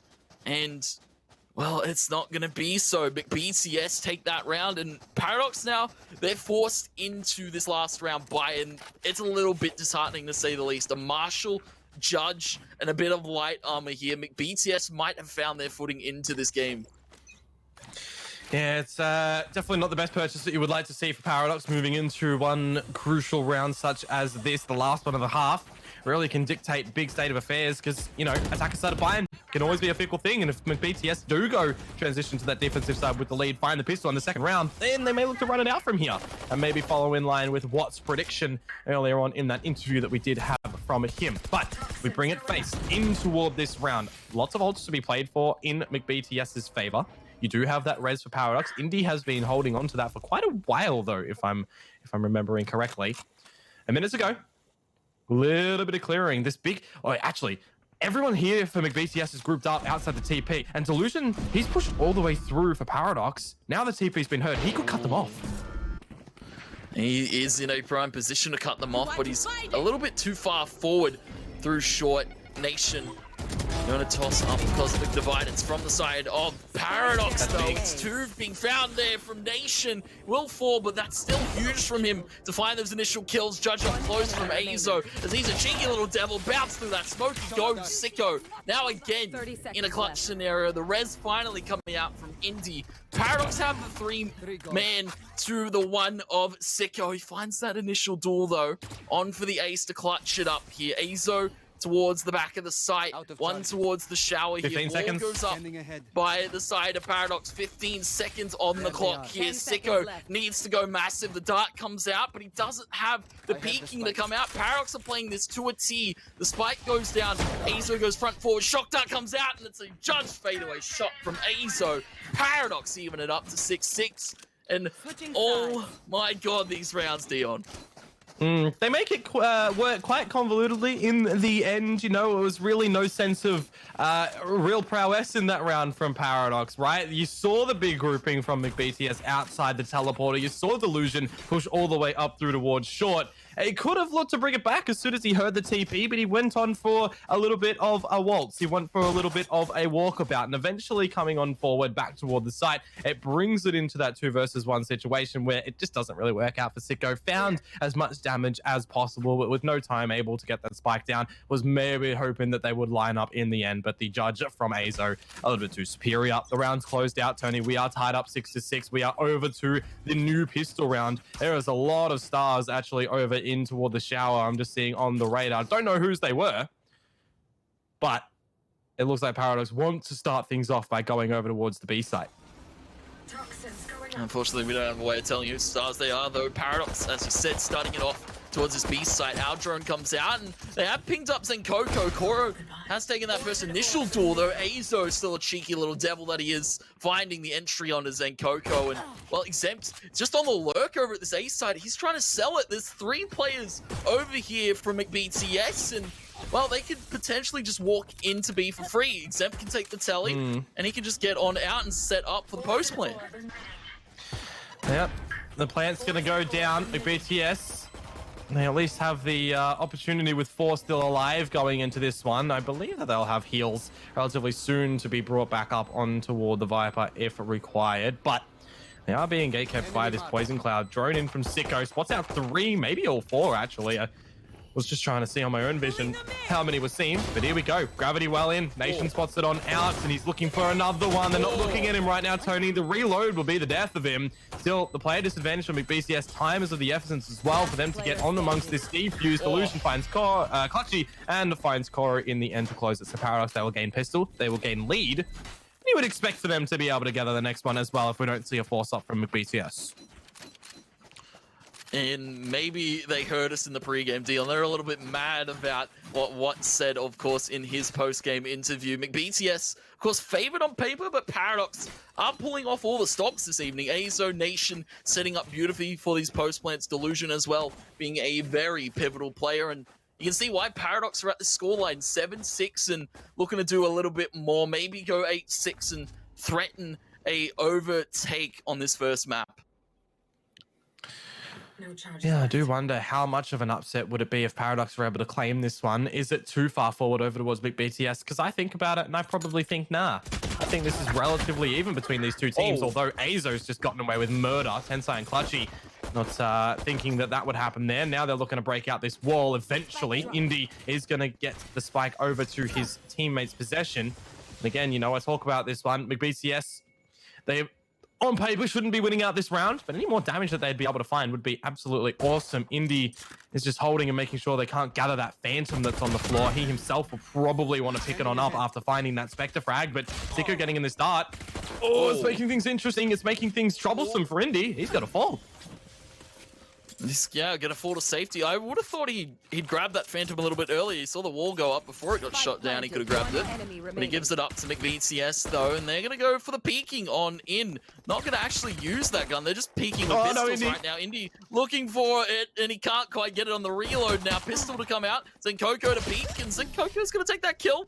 Tries to find the second onto Exempt, not quite. So Paradox gonna take that round, but still a ton of damage done by McBTS.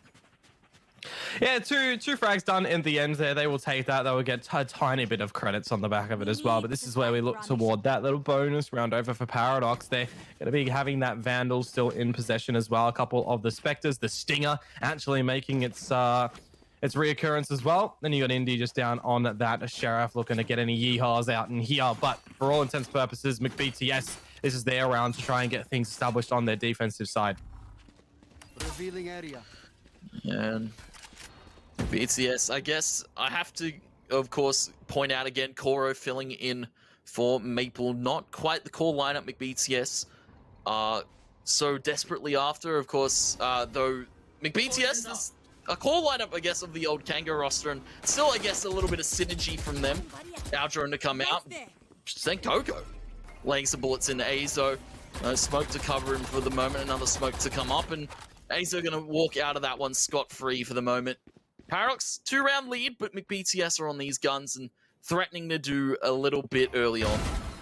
Oh, and that's a nice opener for Delusion as well. Clutchy down means that the jig is up in showers. Paradox could gather it if they want to, but they're looking to just go straight out. Oh, the beast site. Actually, I lie. The wall keeping them at bay for right now. The Sheriff revealing itself over at long, and Oro is actually going to be able to find Nation through that one. Zenkoko now answering back, and it does look to be brought back over towards McBTS, who should, by all means, be able to figure out this round and not drop over to the bonus of Paradox. But with 30 seconds to go and an opportunity over towards A looking to be brought on the stars, that toxic screen can be brought on up. They can get this plant down, and then it will be on to McBTS to see how will they get this retake happening. Dart goes against the wall, wall goes up. Oh, did that cover out the plant? Looking for that quick plant, it hasn't.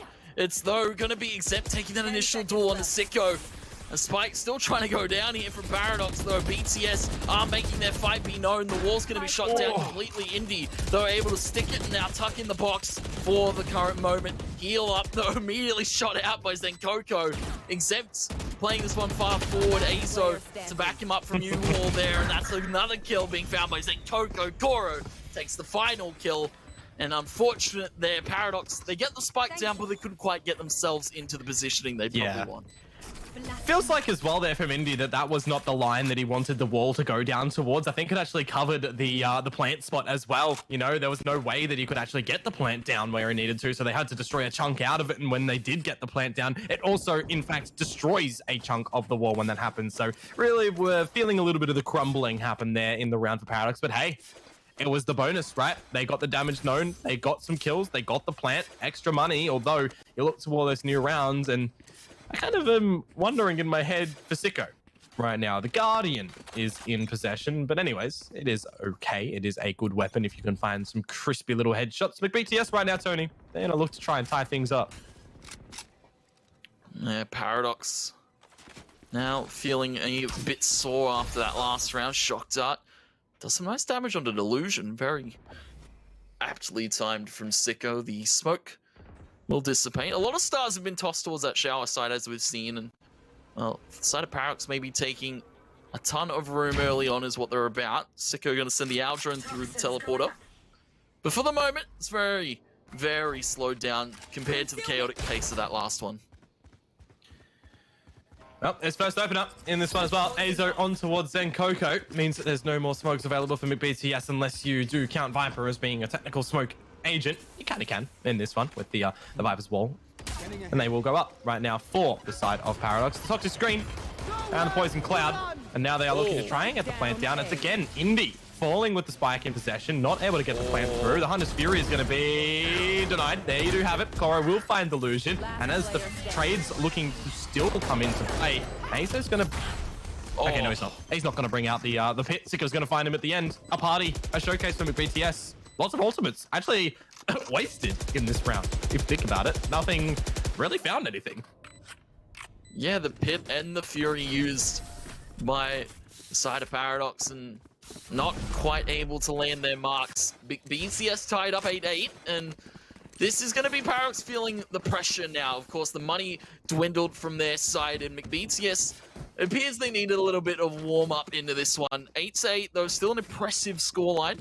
Paradox are going to force a few guns into it. Guardian out for Nation. Sheriff here for Azo. Spectre for Exempts. Though it's two ultimates available, McBTS are feeling confident. Well, they're going to have to go in with confidence right now as well. You know, 8-8 scoreline over on the favored side of the map of Bind, that defensive side. Of course, there are sometimes teams that absolutely love the attacker side as well because they can steer the momentum and the pace of play. With all the showers activations starting to go on down, lots of these stars, lots of shock darts and server utility. You've got the Viper and the Raze utility coming in amongst the hookah area right now. It's minute 20 on the clock, very early stages and breathable situation for both sides. Got a bit of a tag to come out onto Delusion. Sicko will be his charge to get some momentum known in amongst the showers. However, Azo stuck here, uses his utility not to find any advance in toward the site. He maybe have looked to fall back, but he is actually going to advance to the site. Azo, what are you going to do here, my friend? He's being a cheeky little devil. He's tossed up the wall, he's tossed up the poison. He's through towards the spawn side of things, though Clutchy catches him on his merit. He knows Azo likes to get aggressive. Gravity well to come out here. Zenkoko still able to find that quick kill. Indy's found two on the Sheriff. Now onto the Phantom. Has the res available. Will pick up Delusion. Is vulnerable though. Koro and Clutchy decide to press on after the res comes out. All to get Indy to safety, but this is just buying time for Nation to rotate over towards this B side. I really wonder for Indy there. It feels like maybe the headspace is a little bit, you know, broken a little bit for the side of Paradox, specifically around Indy. Tensa's going to be able to find Nation. We got 15 seconds here. We'll analyze it a little bit afterwards in the round. But Indy, I mean, he's nowhere to be seen anyways. I kind of feel like it was, you know, I'm never one to criticize the players or anything like that because at the end of the day, you know, the caster that I am and everything. But the heals were available for Indy. Could have looked to slow it down a little bit, get the self-heal, use the wall, and then get the res, not res, heal, then wall. Feels like it was a little bit of the wrong affair there, and Big BTS just capitalized on that. It was the freest frag in the round on towards Delusion when he was res. Maybe feeling the pressure here, of course, playing in the closed qualifiers against a revered team, I guess, on paper, like McBTS. Very storied names on this roster. Zenkoko been around the scene for quite a while now. And, of course, we're going to be seeing a tactical pause here from the side of Paradox because they're going to have to regather themselves after a string of rounds goes the way of McBTS.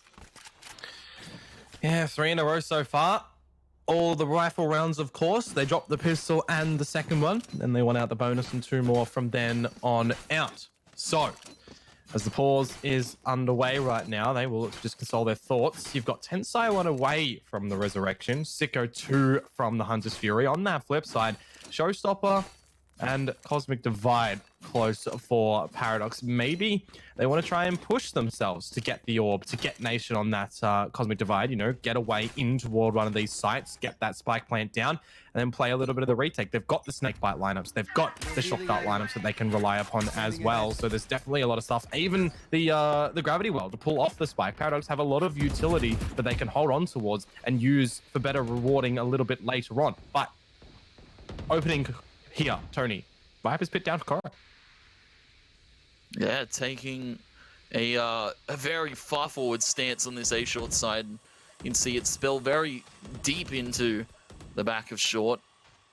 Paradox, they see that ult, they'll raise it, they'll go over towards the other side of things. Clutchy up on top of this wall could be crucial, though.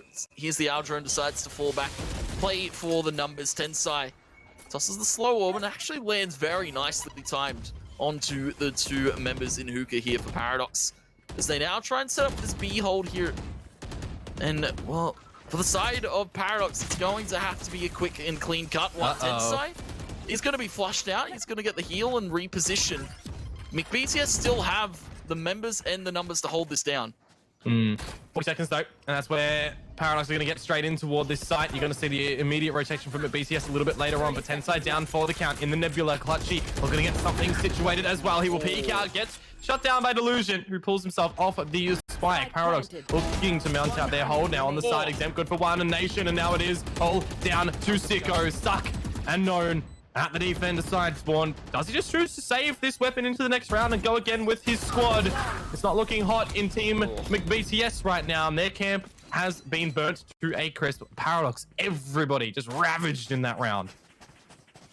Yeah, Paradox playing a different genre of music there on that beat sake. You can see very nicely timed, able to capitalize off of the forced out position there from Tensai, and then decide to send it in there, even finding Clutchy towards that elbow, a very crucial kill to find. And we look at the scoreboard here. Azo, in his debut in this close qual, very, very nicely played from him, 20 and 12 overall. And we're looking again at an even scoreline. Dion and McBTS, now the pressure's onto them in this round. Pressure certainly is onto this one. They really need to find more on this defensive side if they want to try and claim victory. You see that they've got a couple of players with this little lackluster weaponry in the round. Specifically this Spectre for Zenkoko, very close, going to get in amongst his own Nebula. If he goes Astral Form, his feet would not be seen, but he's actually rewarded in finding the first one. And now, as Paradox look to get in toward the side as well with this Cosmic Divide, the flank has been seen, it's been known, but Clutchy still wonders how he found that frag. 140 to the face. As the operator gets the job done, McBTS player advantage can turn 2 if they get out of Resurrection.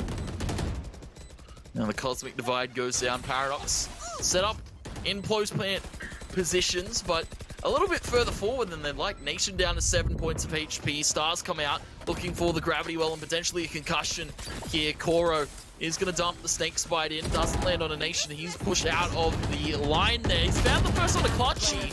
Traded out by McBTS and lined up like that. Koro and Tensai pounce on the opportunity to take double digits now for McBTS.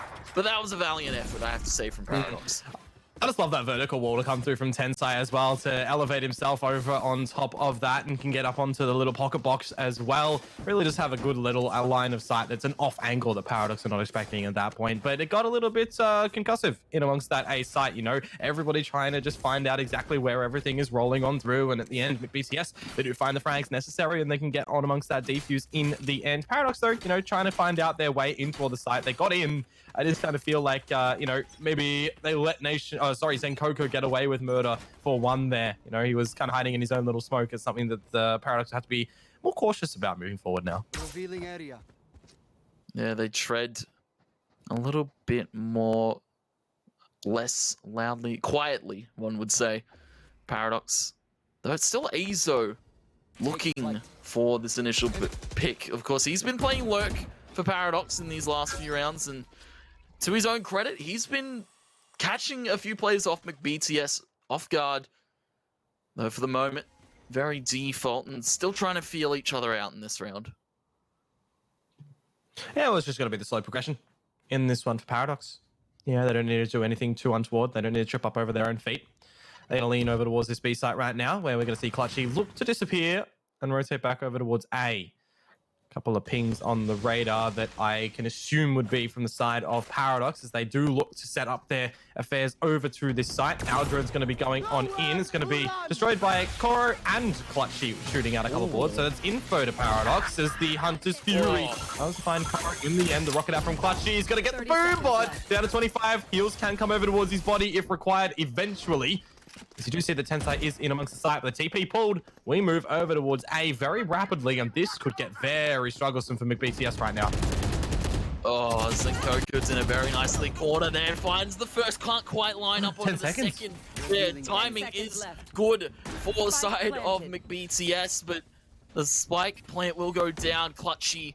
Now the rest of McBTS need to retake their very nicely kill on top of that box from Exempt. Oh, Nation. Smoke comes out, and Nation's able to find the timing. He's able to find two like that. Tensai, Sicko, Fall, Koro now left to do it all. Finds the lineup. He knows where Nation plays, but now he's given his position to Exempt and India, who can play this crossfire so beautiful. India a little bit rusty on the first few, but finds the last few in the end. 10-10. Even back up by Paradox. This is a game of tug and war, Dion. Only one in that one for Indy, but it is the one that was required, right? In a 2 versus 1 situation, you would hate to see Exempt fall there and lead it all onto Indy if there was no crossfire available. Nation's situational play there at the bench. You know, he brought out his utility at that point, but he was still able to find the 2 kills as well to really add insult over to the side of McBTS, who now have been punished a little bit more so than hoped to be seen. They're going to be on a little bit of this eco, a little bit of this little, the funny buy with the Spectres and the Sheriffs and the Stinger, I think I saw there as well. So it's not the greatest weaponry by all means, but they're still going in with this plan. And look at it already. They've already gone through towards short. Will Delusion cut them off? He's hoping to do so. There's one. There is the second, maybe. Sicko attempting fate, holding the line. Clutchy finds one, gets traded. And Sicko, he's actually rewarded too. So damage is being seen by McBTS in this round. And this is all on eco, as you said. Paradox now feeling a bit unfavorable. Tensai goes over the wall, tries to get it. Only gets the dink, though. Very unfortunate. A valiant effort, though, from Tensai. Delusion finding Koro in the corner. Sicko now on a flank of his own. Stinger, not quite favorable at a long range like that. As Paradox stroll themselves up onto B. Could be finding Nation unaware, though. Any more damage right now from Sicko would be absolutely welcome. He's actually found the right line on toward the lowest player in the round, in the server. Azo down, a gun now retrieves Sicko, 60 HP. This is still even workable for him right now. It's not a direct crossfire from Paradox, but they're both known in their locations, and Nation will be able to get the spray on towards Sicko at the end. But you look at this one right now, Tony, man. 3 kills in that one from McBTS on that struggled purchase. If the Paradox side had a little bit lesser money here, could have seen it really steer them the wrong way, but at least they were able to manage that one out. So Paradox, they have lead. They are looking for round number 12 to at least find map point. And map point gets very, very close for both these sides. Paradox able to inch their way back into this one after a bit of a resurgent McBTS as the half swapped. The stakes are ever so high. Their dart comes out, Delusion pings. Sicko, though, is going to retrieve the ultimate orb. Now has Hunter's Fury available for McBTS in a post-plant or potentially an early scenario to find a kill here against Paradox, because they've been dictating the pace in these last few rounds. Yeah, the back and forth nature approach that we see time and time again, but Paradox, they might have just gotten in front at the required time to try and claim victory. The Aldrone has seen a bunch of info, or rather, I say a bunch of info, only one player over towards the fountain. We'd kind of like to see a winter update in this map with some snow, with some you know, frozen water over that fountain. If Riot's listening in, that'd be quite cool. But anyways, over towards this B side here, Tony. 45 seconds. Oh, and Koro, he's gonna have to fall. He's lucky to get away with that. Doesn't get head tapped, doesn't lose his dome. Paradox. Now again, back towards this B side. Astral Divide comes out, and rightfully so, they get the initial kill and straight on in. 10 side. No, a very nice wall over the top and a very nice pick.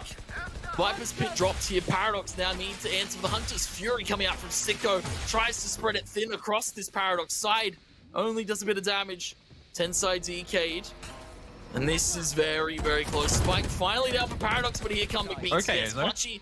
Blast packs there, very nicely found by Azo to start it off. Gravity well. Azo very, very close. Finds the second through that smoke. Sicko taken two. Left to now the two members of McBeats. It's Tensai and it's Sicko. And Azo, this is a very brave push from him. Yeah, it's a big round from Azo as well, getting down that pit at the required time, finding a bunch of frags in it. Nation's able to find Zenkoko, and now it's all down to Tensai, who had been flanked right now. He got revealed by the dart a little bit earlier in that Viper's pit, and Azo, he has gone massive in that round for his squad. Paradox, they find map point. You hear the announcer, they call it match point. We know this is VO3. We have the safety of one more map to be played today, folks. Maybe two, if McBTS can throw it there, as well as Paradox, because we still could see overtime here. That is still a very real possibility, though. Paradox, they've got 3 in a row, looking to find their 4th one. They are hungry for this next round. And again, I give my props to Aza. This Viper play has been sensational. We saw the pit deny McBTS the opportunity to try and retake that site. Blast pack early on from Exempt, not going to quite find anything with that showstopper. That's ultimate now burned, and McBTS finding an early pick. They're going to use the Viper's Pit to approach a little bit more fiercely, one would say. As now it's Paradox left with a member disadvantage, and Clutchy's all the way through short. Yeah, we'll have to wait and see what opportunities McBTS are going to find here. That's actually the worst player that Paradox could have lost in this round. That's the Spike now in the caves, and as Sicko finds one, he will be shut down. It's all down to Azo. 1 versus 4. Lots of angles to consider, as Clutchy is being very audible. He will get shut down in this Nebula, or it will be seen decapitated. Okay, Azo, things are getting scary right now, Tony. 1 versus 2, 40 seconds. Both players in the cave for McBTS. An upgrade for Tensai on the floor. Oh, and he's going to see him as well. The Spectre will get the job done. McBTS, they hang on. But I had to feel for Azo there, man. If he turned around, that could have gone Paradox's way. Yeah, very down to the wire again. And as you can see in the scoreboard here for the side of McBTS, a crucial push there from Clutchy gave McBTS, I guess, the positioning to take those early engagements and take those fights. And Spike dropped out in the open. And very unfortunate there from Paradox. We're now to our last round of potentially in this game. Do we see an overtime, or do we see Paradox inch it out? Only time will tell, as defaults being established for the moment. Early slow orb catches Koro, and a double stack in U-Haul here for the side of McBTS. That's where it all comes down to, though, isn't it? This is the last round of regulation. Paradox want to find it to not kind of falter. You would hate to see McBTS win out in overtime, with Paradox being so close to victory here. Indy's going to be seen by the Boombot. That's some information for McBTS right now, who do have that showstopper in Clutchy's possession. And in Hookah, they are looking to make it a stronghold, although they do look to fall back a little bit. A minute on the clock. Azo pushed up. Delusion holding down the showers. Eventually, this Nebula will fade, and Zenkoko might be able to see the gun barrel of Azo creeping into the corner. This stair battle. Who's going to find it? Oh, no, Zen. Azo. That's a catastrophic whiff there from Zenkoko. Azo's able to get away with it. Snake Bite comes out now to the U-Haul. And this is where Paradox now start to amp the pressure up. There's still a player in sight. Sicko behind the green boxes, though. Indy has the wall to cover there. Hunter's Fury now being pulled by Delusion. He's done some good damage. Can't quite sink it between the eyes. Clutchy goes over the top, tries to he fell! Stopper. Then he falls to his death. Exempt will take him out. Azo's in such a sick spot towards the back of the site. Able to find the first. Exempt now to get the second here. Does Sicko have it in him? 1v3, the Nebula goes up. Indy towards the front of the site, 2 towards the reload, shot. no. He hears the shots come out, he hears the reload. Now Sicko try and dance around this spike. He's dancing with the devil, and it's on his shoulders right now. Gravity Well comes out. Nice shot to come out from Sicko, but Paradox still have 2 members on short for this post plant. Except now blast back across. Sicko finds that kill, but he doesn't quite have the time. He doesn't. Paradox have won this by the skin of their teeth. Nation to close it out, and it's Paradox with the upset in this first map. He certainly made it, you know, a fight for the money at the end there in that one. The 1 versus 3 attempt gets 2, gets the final one, but having a reload, you know, all that utility going down as well, it's always a strugglesome affair in a situation like that. I gotta say though, Tony, we were expecting this one, or I was expecting this one to be close. You know, I put my prediction on it 2-1 over towards McBTS, and that first map to start us on off, it goes the full distance of regulation, 13-11, no overtime. Paradox, they put down something big for their side in that one. Yeah, that's now, I guess, 2-15 on their bind record, and they can now gracefully say that they're a little bit better off on bind. And I have to say, coming in, I did not expect such a sick play to come out from the Viper of Azo there. VOT has really been doing his stuff behind the scenes and really coaching this team to new heights and new levels against this McBTS side.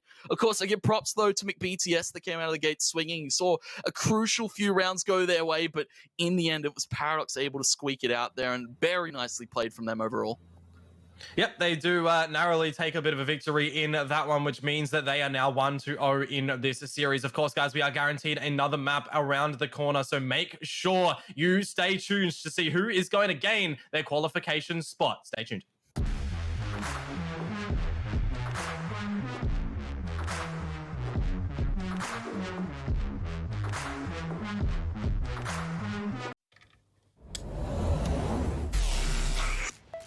I just time traveled.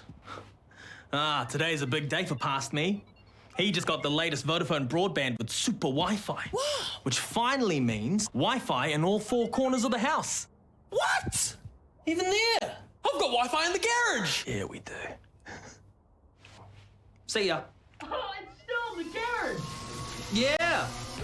Super Wi-Fi. Wall-to-wall Wi-Fi guaranteed.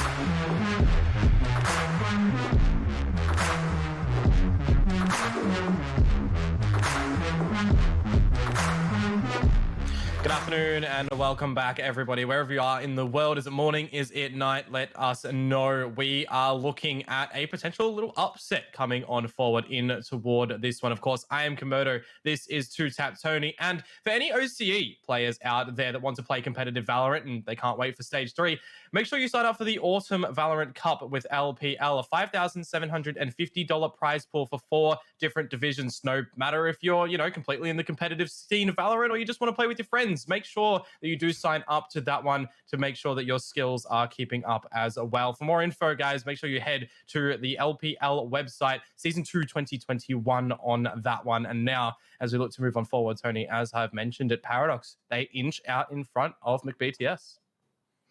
Yeah, it was a very back and forth affair for so many of those rounds. We saw the half go 6-6, and well, it spilled into the favor of Paradox. Then McBTS were able to answer back. It went 10-10, it went 11-10, and that's when Paradox really started to find their footing in it. You saw the game go so close. McBTS squeeze away another round there, goes all the way to the distance of 13-11. But, well, I'm very, very shocked after that first result. Of course, I believe VOT as well, we had the pleasure of interviewing just before. He would be very, very shocked, as would be everyone here after a result like that, Dion. Yeah, of course. I got a bit of big props up towards Azo on that one, coming on in, opting on toward the Viper. It's one of those kits that usually you don't see a lot of frags be able to be found. It's almost that directive play that you try and, steer the direction of your opponents in towards the helping hands of your teammates and everything properly on those lines. But I got to say, yeah, Azo putting up a lot of numbers and a lot of impact in towards that one. And I do wonder, are we going to see this sort of same agent pool come over into the next map? Because if my memory does serve me, we are going over towards Haven next. And if McBTS are able to pick this one up, we will be entering up on Split. And actually, sorry, we do go over to Icebox. My mistake on that one. I would have been interested if we had Haven. I know Clutchy on Haven is always a bit of a fickle thing, but Icebox, actually, I really welcome this one out. I talked about it a little bit earlier, Tony, that I wanted to see it. My brain forgot about it, and that's how heated it was over on Bind. Icebox, and this is Paradox's map pick, not very expected of them. It appears they've done a little bit more prac behind the scenes than we would have thought. I believe Icebox a very uncontested map here by the side of Paradox. 0-5, a 0% win rate, of course, on this map, and it's interesting to see them pick it. Maybe VOT behind the scenes is make some magic happen. We saw it in that last game, of course. Paradox were able to inch it out, and now we look over towards this new map here. Icebox and McBTS, after getting their first map stolen away, they're going to come back to this one with vengeance. Oh, it really tickles my fancy what we're going to see, and here we do have it. So the rain is going to be coming out from Nation, exempt at... Wait, hang on. Hold the phone. We have 3 duelists for Paradox right now. Oh, I don't know the last time I've seen 3 duelists in a competitive game. It's an interesting composition here, and I have to say Nation now in the arena. Attack side, though, favors Paradox with these duelists, and for the side of McBTS, they've got the Viper, they've got the Killjoy here for the setup, if necessary. Zencoco now clutching back to the Jets. Always good to see him on a comfort pick. Paradox, though, starting with this A-hold, A-take already to come in. 1-for-1 immediately, though. Clutchy trying to fight this maze position. He's being taken by Belt, taken a bit low as well. McBTS stabilized for the moment, but Paradox are still knocking at the door. Clutchy still has shields in this part as well. He's really just taken down the barrel. He's had so many faces in the server on his screen. Now, finally, he's looking for another one. He will be able to find it onto Indy. Paradox, they have managed to find 1 frag, but now they are looking to just steer things back over toward the B site. If they want to go back towards A, of course they can. Toxic screen is going to be pulled up here from McBTS. The Paradox, yeah. This pistol has gone a little bit awkward for them right now. But they slowed down, 35. Paradox. Interesting to see, and we didn't get to touch on it because that pistol started off explosively. Nation on the Raider, normally known for a different style of play. And, we spoke about his Killjoy. We spoke about his other agents that, of course, he likes to pick in the pregame. But now they're starting to still go towards this A site. 15 seconds now on the clock. McBTS, though, it's still clutchy in this site with this Sheriff doing bits, to say the least. Screen position now being forward, pushed here by Sicko. Right click to the feet of Exempt. A weird way to close it, but McBTS are going to take that pistol off of Paradox. Yeah, they gather it in the end. It wasn't too convincing, however. 2 players alive, though. They'll take that. Clutchy, I still don't really know how he was still able to survive. It looks like everybody on Paradox saw him at one point in the round, but hey, he was alive. McBTS, they enter in the round, and I think one of the biggest things for them in this map, right, is probably to win it convincingly, right? It's to win it with a big scoreline difference to go over towards split, feeling a little bit better, because I dare say that they would not expecting that scoreline over on the first map of Bind. Yeah, very upset and coming into this one with a vengeance, we'd have to say. Coro up close with the judge. Marshall coming out from Clutchy. Trying to get some early shots here. Sheriff from Sicko up towards the top of A. For the moment, Paradox playing this one a little bit scattered there. Nation able to capitalize on the timing, catching Clutchy off guard. Looking for another towards Sicko. On top of it, is able to find it. Nation ripping heads left and right to start it off. Wall goes up. And McBTS are now in a bit of a rough spot. They do able to stabilize though. Judge from Koro's good. Close range and spike dropped here by Paradox. Yeah, the spike will go down. 3 versus 3 situation. Just seeing what damage Paradox can do from here on out of the back of this barrier wall as well. Zenkoko just fade. He might have 2 players staring at him, but he's able to see farewell to one. The flank out from Koro now to find Nation, and it's all going to be down to Delusion with 58 points of HP and shooting out a right click. Don't know if that was intentional. Bait out the boys, see if he can get a closing frag here. Not going to be the case, however, as with BTS. They'll find the second, but now we look to transition in toward the bonus. Will this be the time for Paradox to get on the scoreboard? We saw it from McBTS in that last game. It was Paradox taking pistol, then McBTS started off with a pretty convincing lead, then Paradox were able to inch it back slowly, bit by bit, and well, it's going to be bonus here from the side of McBTS, though they have a Vandal on the hands of Sicko, 1 away from the knives for Clutchy, and very close to the ultimates here from the side of Paradox, though Nation 1 away from the Empress, and 3 away from the showstopper here. Paradox probably looking to take these fights and get some ults available for themselves. Oof. Big amount of damage already onto Azo. Something we haven't actually touched upon as well as he goes from Viper to Sage. So you'll be still on that a little assistive line, but Clutchy, he's not looking to be assistive whatsoever. He's looking to be damaging, dashing on through, missing out a blade. Will want some HP back towards his body if possible as well. Azo going to get revealed on out, but no one can quite capitalize on that in the meanwhile. Illusion has pushed himself up through towards this tube. No Sage Wall has gone down there to start on off is something that you tend to see over on Icebox, but for naught right now, McBTS, they will start off with the opening frag by Clutchy. A very nicely lined up knife there. Leaves a bit of a sour taste here in Paradox's mouth for the moment. You can see a push starting to come into fruition here from McBTS. And Coco going far forward for that gun. He's going to pay for it with his life. Delusion able to take that kill, though quickly answered by Koro.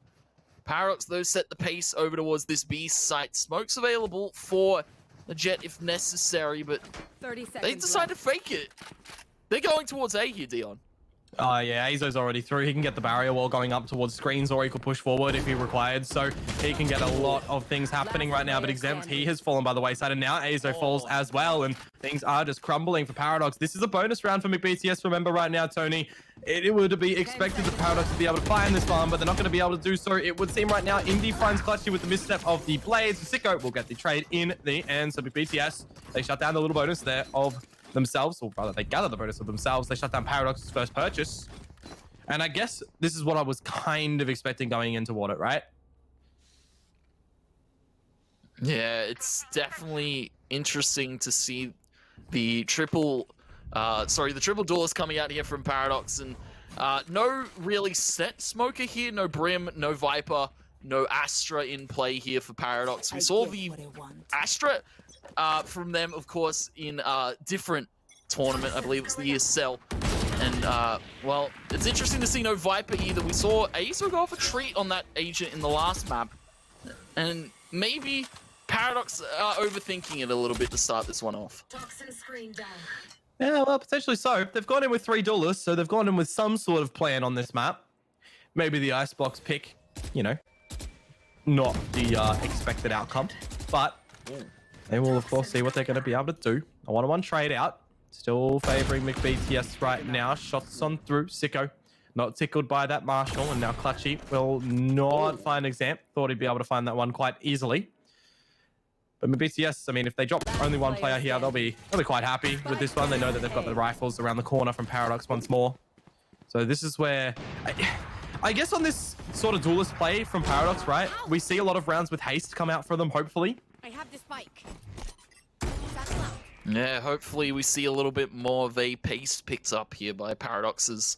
Well, Exempt has found a kill towards the front of A, will be retrieving a Vandal and the spike for himself, but he's still got 3 players of McBTS to deal with. 30 seconds now on the clock. Tensai spotted out towards the screen side and a bit overzealous on the plants here, though. Clutchy able to find it. The shots coming in from the back of Zenkoko as well, and McBTS starting off Icebox. We expected them to give us this scoreline on Bind, but Icebox, I guess, a place to take it against Paradox.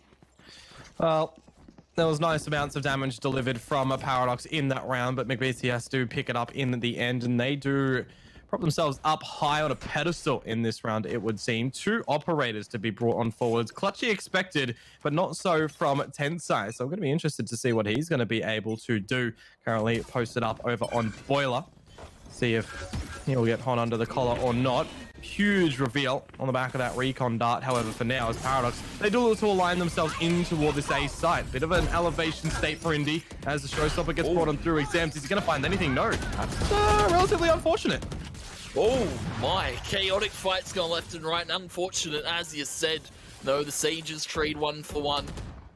As, well, McBTS now have to deal with a Paradox spike plant. Initially, Indy in a very nice spot underneath the heaven line, under towards the rafters.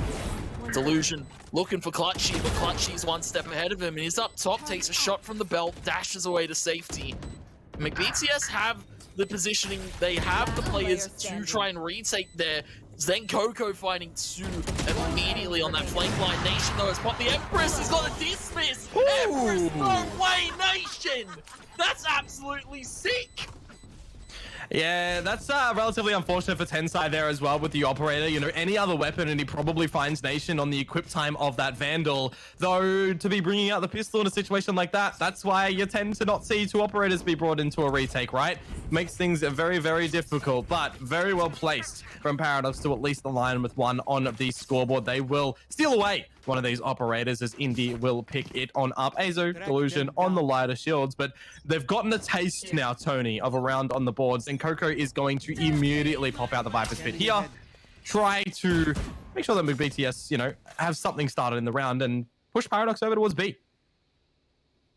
Yeah, Viper's Pit denying. You can even see the front of A, it spills out towards Clutchy.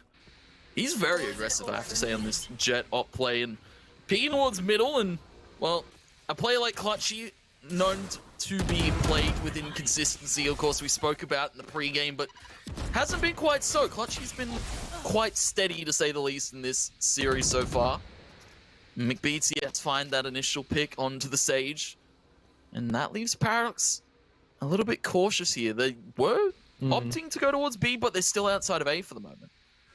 This peeking from Zenkoko as well, he can prod in and out of his own smoke. He's gotten a bit of info on towards Exempt right now. If that operator had any little extra line of sight on toward over the belt, maybe we would have seen Indy be dispatched off at Zenkoko. But look to start to fall back. There's the opening, the operator frag from Clutch here. It will be traded on through, and as the spike is going to be recovered, McBTS can elect to use their res if they want. 30 seconds left. But this is the expected play from Paradox too. With that Viper's Pit down at A, they don't really want too much sort of investigation over here, but actually, as I said, that Exempt, he might be able to find something. Nope, he's going to get out of there.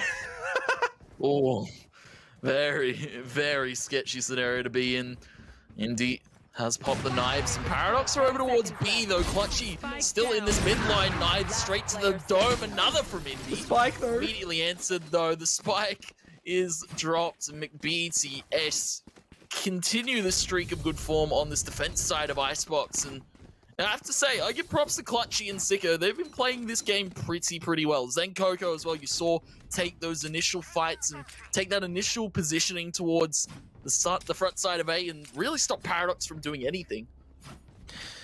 Yeah, Paradox not really allowed an inch in this game so far, it would seem. They've been given their own rope in a couple of these rounds as well and kind of tumbled over. So we will witness what they can do on this little eco purchase. We've seen 3 frags before on a situation like this, but anything more for them hopefully would instill a bit of confidence. McBTS though, you would expect them to be very confident moving forward. 5 rounds already unanswered. Holy Tensai, that's 3. He is cooking with absolute spice right now in this round.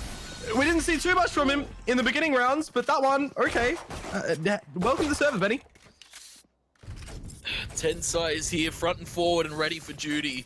McBTS have, they gave him a little bit of a pep talk maybe between maps. Tensai now on top of the board with Clutchy. And again, we didn't speak much about Tensai in that last game. He had a bit of I guess a shocker to say the least, especially against Paradox, though they played that map to a T. Tensai, though, one of those sharp players we've seen come over from Counter-Strike recently as well. I believe departing ways from that old Vertex roster and now trying to make a name in a new game here. And McBTS are making a name for themselves in this second map. Certainly are trying to, that is for sure. They want to forget about Bind, forget about the outcome of that one, because they probably go into this match thinking that they are the more superior team and that they should be right, and so finding a proper 2-0, but they're not going to see that happen. We already have seen Paradox play map number 1, and now Paradox, they have to try and bring themselves back on this offensive side. They trail by 5. They've had 1 that was a close one as well. Koro now elevates himself, puts out. He's going to fall back. Indy, dead rights. And with the lockdown going as well for McBTS, they are trying to keep Paradox out of the side, who are able to finally get a kill on the board for this round and also escape the detain. No, very nicely done there by Paradox. Heal not available yet for A zone, so Exempt's gonna have to be limping for the moment. Turret spotted by Nation. He can hear it too. He knows the position of it. Pierce Paradox have done a little bit of their homework. Now Tensai and Zenkoko have to hold down this A site initially. The res comes out for Indy, but Azo is going to pay for it with his life, though. Indy needs to answer for the sins of his teammate Zenkoko, lining up for 2, and Sicko. Zenkoko, though, front forward, finding another. Now left to Delusion. Not really much he can do against the ironclad defense of McBTS. That's 7 now on the board, and they've already starting to take and run away with this half. Yeah, it really does feel like without any smokes on the side of Paradox, they're not able to obscure any of the vision over on McBTS. They've only got 1 range of smokes as well, flashes, sorry, 2 leers to come out from Nation. Apart from that, everything is just relatively dry and almost one-dimensional from them. McBTS, they don't really have to adjust anything, right? They can just post up on their lines, find their frags that they need to, use their utility to keep Paradox at bay and to tickle their HP down to 0. So really, you're looking at this one, and McBTS, they should just be really finding everything where necessary, and they are, right? They are looking to just send Paradox into oblivion. And we don't want to see the side of Paradox really go down that spiral just yet. We saw from them they were able to answer for everything that McBTS were throwing at them in that last map, but this appears to be a different story. McBTS have a pretty comfortable lineup. Of course, Paradox going with the triple Dawson hasn't quite paid off for them yet. Of course, coming into attack side like Icebox, you'd almost favor the duelists to take the initial fights, but McBTS have been there every step of the way. Really just looking to see what they're going to be able to finish off on this one on this half. Then Coco's going to be able to open up onto Delusion before he does get traded on out. Then it's just back to the sort of slow and methodical clearing for Paradox if they can. Clutch is going to be seen. Post up on the line. It's just really kind of slow paced in this one, right? You're not expecting anything too dastardly to come out from Paradox, and if they do, well, we will absolutely welcome it. Dart goes for the incel. Time ticking slowly almost to a stop, it would seem, in this round. You can sense the pressure that McBTS have put on Paradox to find these kills and find these rounds there. The outro, not going to spot Azo. He keeps his composure. He's got Spike though, and they're going front and forward into Cora's crosshair. He's only able to line up one. Has done some good damage though onto a second player. Tensai has been ever prevalent with his frenzy towards the screen side. Phantom actually, Nation able to trade it though. Looking for the plant now. Clutchy has pulled the knives. Tensai quite low, and Paradox, all things considered, might be looking at around here. One enemy remaining. Potentially so. Nation is able to find Tensai. Clutchy there with these blades, and he misses out the right click. Nation, he's had what? 2 clutches for 2 rounds. It is Nation and Co for Paradox right now. Yeah, we didn't see much from Nation. It was really Azo lighting up the scoreboard for Paradox in that last map, but now we welcome Nation into the server. 10 and 7. Empress on his board as well.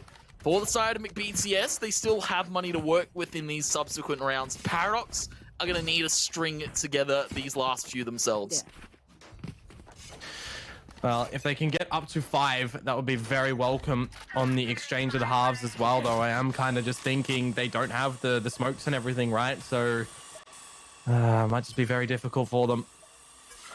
Kind of makes me think of Split. What are we going to be seeing if it does come out? Because, of course, there is still a world in which Paradox will be able to bring this one back.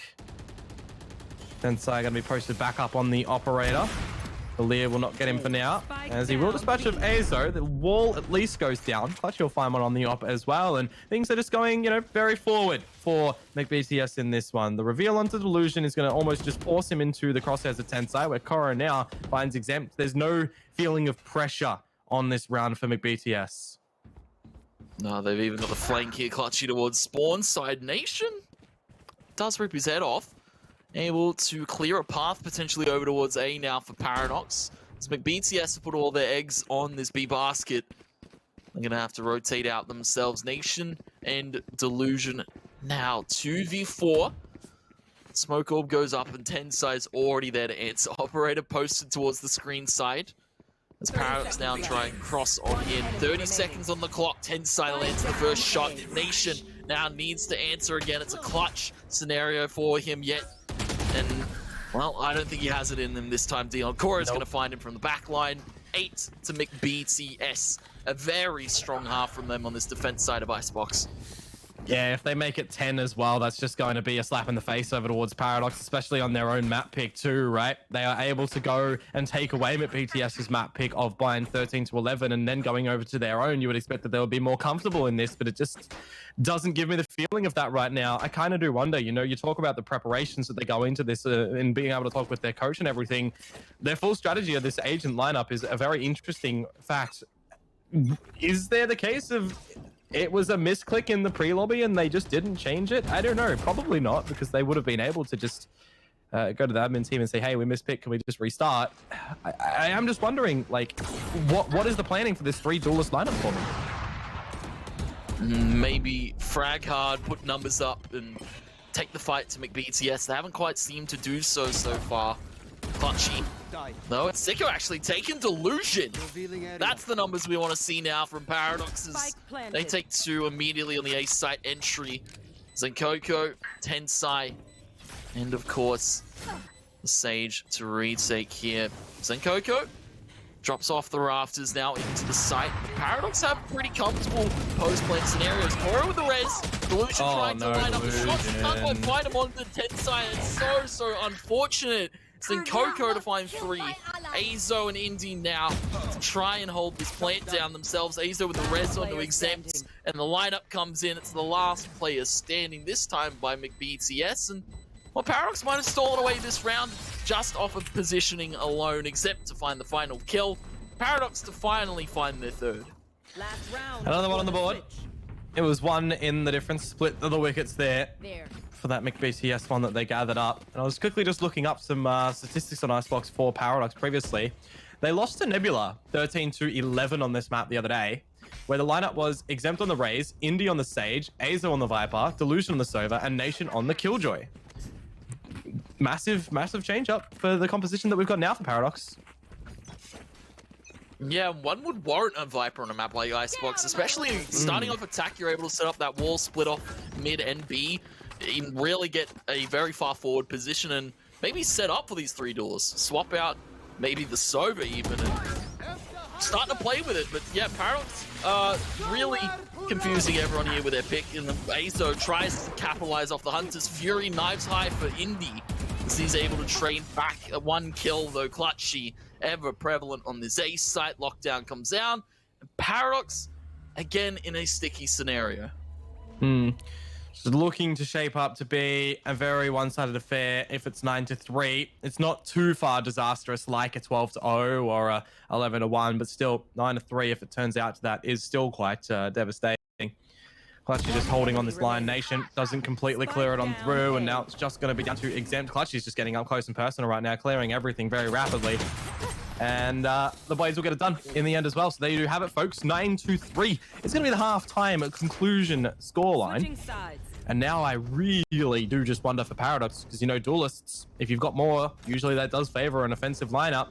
They now go to the defensive side, Tony. Are they going to get anything here?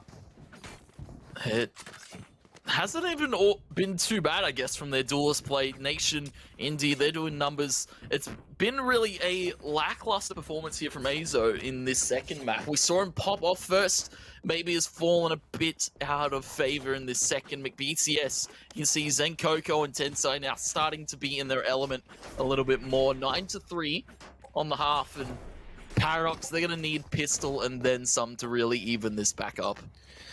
Yeah, they would almost need to get 6 in a row, one would think. Shut down them on the bonus round as well. Get another rifle round under their belt if possible. And really start to find their footing on this defensive side in the beginning.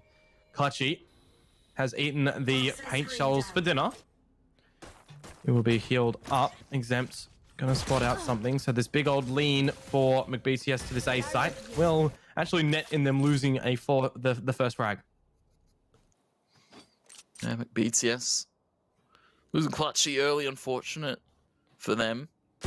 Paradox pretty comfortable with these Sheriffs, though. Nation going to be caught in kitchen. Sheriff retrieved by Sicko. No, towards B they will go. A's though in a very far forward position towards middle. Indy can hear the footsteps now, overwhelmed as B's site. He's not going to get checked for the moment and will pay off to his success. Zenkoko to peek the kitchen. Koro to finally take Indy towards that yellow box. And Paradox, well, they can still start to mount this defense, not if Delusion's whiffing shots like that. Zenkoko finds that kill, and now they have perfect post-plant positioning here. And the flank is being held out from Azo. Azo finding 3 in the round so far. Will need the 4th. It's all onto Tensai. His position known as well, and it is going to be Azo to find the 4th in the end. The Battle Sage coming through to find the pistol round for Paradox. Is this the start of something new for them? It definitely needs to be. Just as you think McBTS have the footing and the groundwork to really take that round, Paradox turn it back on its head, and beautiful flank kills being found there by Azo. 3 and 4 subsequent to close it. Paradox now with a bit of a lifeline, a raft into that ever so vast ocean that McBTS have thrown them in.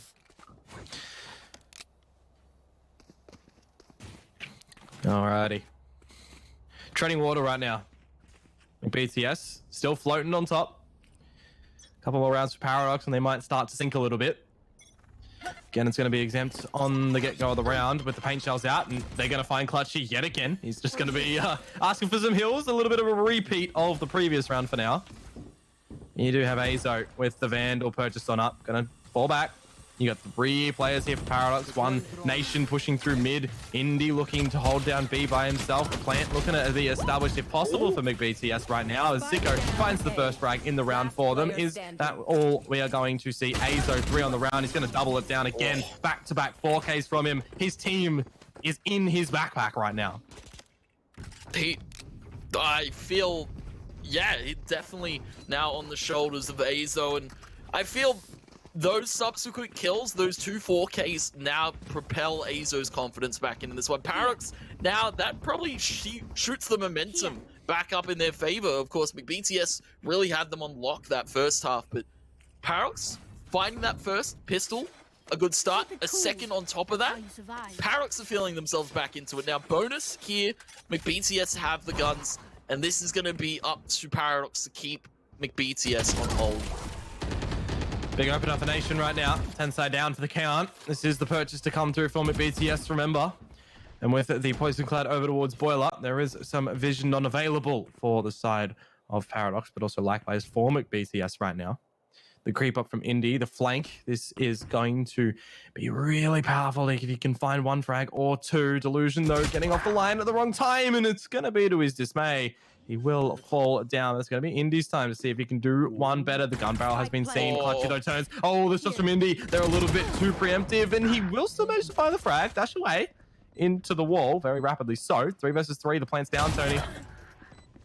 And, well, Zenkoko's cooking up something in the kitchen, finding Nation, though. Exempts a quick trade here, but Spike's down for McBTS.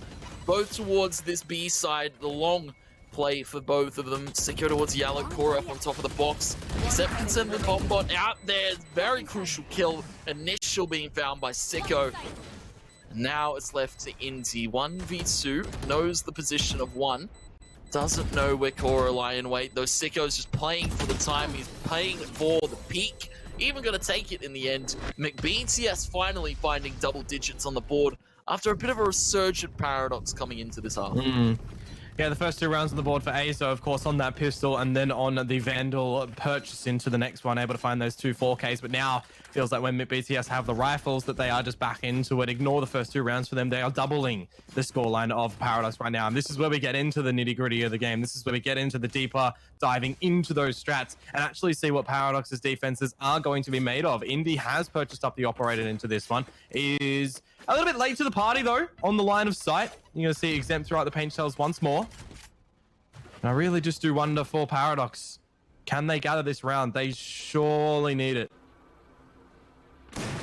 This is a big one for them. If McBTS spill 11, it potentially spills out of Paradox's hands and maybe onto our 3rd map. Of course, that is, I believe, split just after this. Exempts a nice initial fight being taken on to Clutchy. Delusion able to find another. Hunter's Fury, though, lands. Cora lands another kill. Azo immediately with a res, though. It's a res answered, though. Azo in the back of this site lining up 2 is so crucial to shut down this attack from BTS. They're still looking for it, though.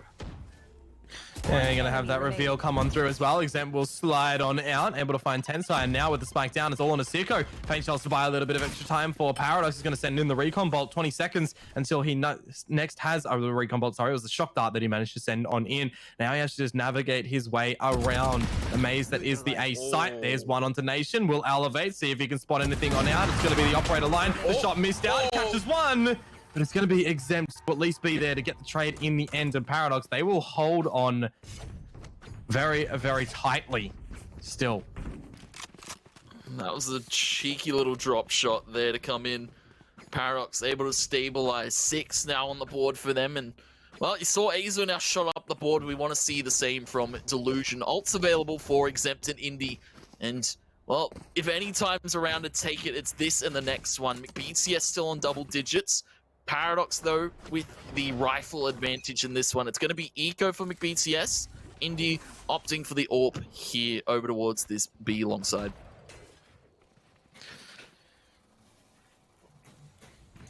Posted Operator from Indy.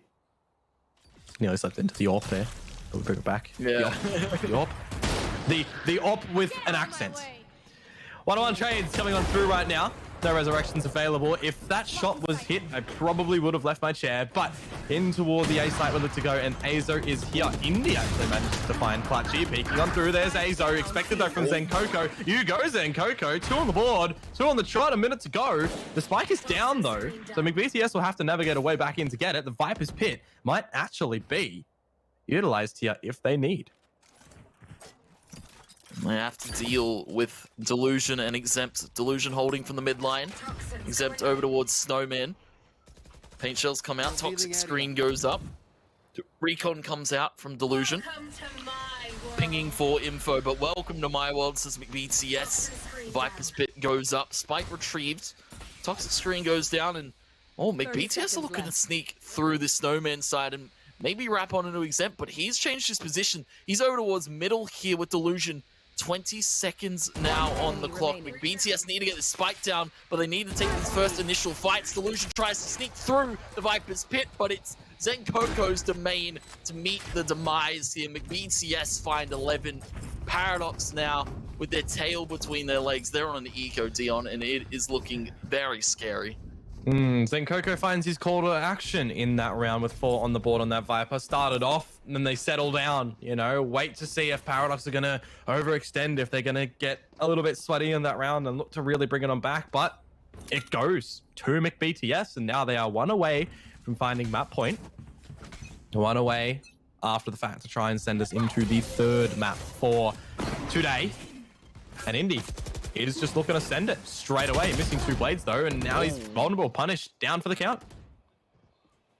Yeah, that's, I guess, a Hail Mary push there from Indy, trying to find anything, maybe get an early kill on the board and instill some hope into Paradox, because they're bleeding out after that last round. It said, as I said, of course, a crucial round to find Delusion, able to find Zenkoko, and they found some kills for both sides. McBTS, though, have overwhelmed and overran this B site for the moment. Tensai, very nice position here, holding for the tube push from Delusion, and McBTS have everything set up for this post point. They could even use their lockdown if they want to right now, just to buy a little bit of extra time and to force Paradox into submission. Clutchy, though, in getting up into the kitchen, you might have found the right ingredients in this round to cook up something very, very tasteful. The aim is a little bit awkward, but the shot is there at the end, and he got some extra information as well on towards Exempt, who with the classic is able to find Sicko. And as Azo finds Koro, it was scary for a second there, for a millisecond. But McBTS, they hold on. It's 12-6 now, Tony. It's looking to get 1 step closer towards split. Yeah, Paradox, their map pick, and it would seem that the side of McBTS, they want to pull the reverse card against them. You take our map pick, we'll take yours, and we'll go to the 3rd decider split, of course. And I haven't seen too much of either side on split. We haven't seen them pick it in recent times. Of course, I look at the statistics here for Paradox, and their split, of course, a 0% win rate as well, but it would seem my statistics are a little wrong, because they were the ones to pick Icebox, and they have a 0% win rate on this map as well. Yeah, Paradox picked this one, and off the get-go of this new round as well. It's not going swimmingly for them whatsoever, though Nation is able to at least answer back and find 1 in return. Remember, in my mindset, there is the Empress now available for Nation, but there's also that lockdown available for Tensai, who is starting to find a frag in this one as well. Really looking to shut things down. Nation should have been able to find that frag, but unfortunately not. It's all on the shoulders of Indy. A 1 versus 4 finds the first one in the mix. The Resurrection is available too. And this is the situation where you just don't expect McBTS to give up the opportunity to give a frag away to Indy, although might have seen it. Nope, Sicko closes it, and we do now maneuver in towards our final map. We are guaranteed split. Yeah, after a resurgent and a bit of a revenge icebox there from this side of McBTS. Paradox, a bit weird to pick 3 duelists there and no smokes, especially on a map like Icebox. Probably not the way you want to go down there. And, well, maybe back to the drawing board for them in this last map. But, of course, I didn't expect this map to go 3, or this series to go 3, and neither did you, Dion. No, my prediction was the 2-1 to go on toward that over towards McBTS. So I was kind of expecting this one to go the 3. You and Watt in the same little boat there that has had a couple of holes punctured in it right now. You guys are sinking, but of course we are looking to send ourselves to the dock as we look to go for a little bit of a break, guys. Make sure you stay tuned. Drop a follow as well on all of the channels that you're dropping on Thor. If you want to follow us, drop a follow for us as well. But around the corner, we will look to close out the night. Split is next.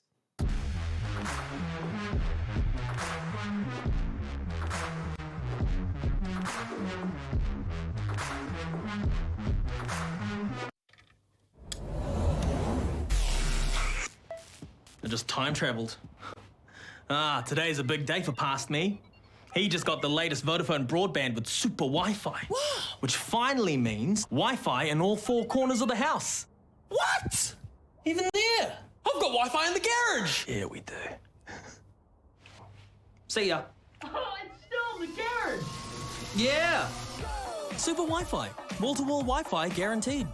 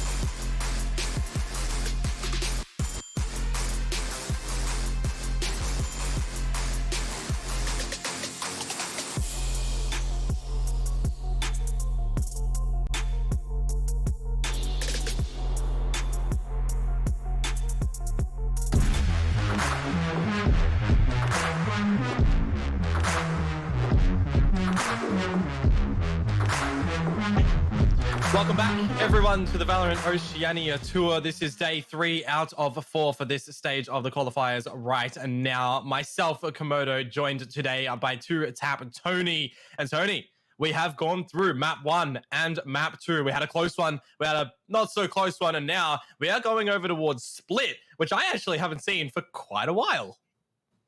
Yeah, Split has fallen out of favor, it would seem, in the rotation, and it's going to be interesting to see. I believe Paradox have been doing a little bit of prac behind the scenes, of course. I speak about their coach, VOT. He's a very tried and true strat provider for the side of Paradox, and of course, he's a very tried and true battle-tested Split player himself. So we look to see how potentially Paradox look to bounce back, because that was quite a blowout second map there from McBTS, and a bit of an interesting comp from Paradox. Maybe they tried for something new and it didn't quite pay off.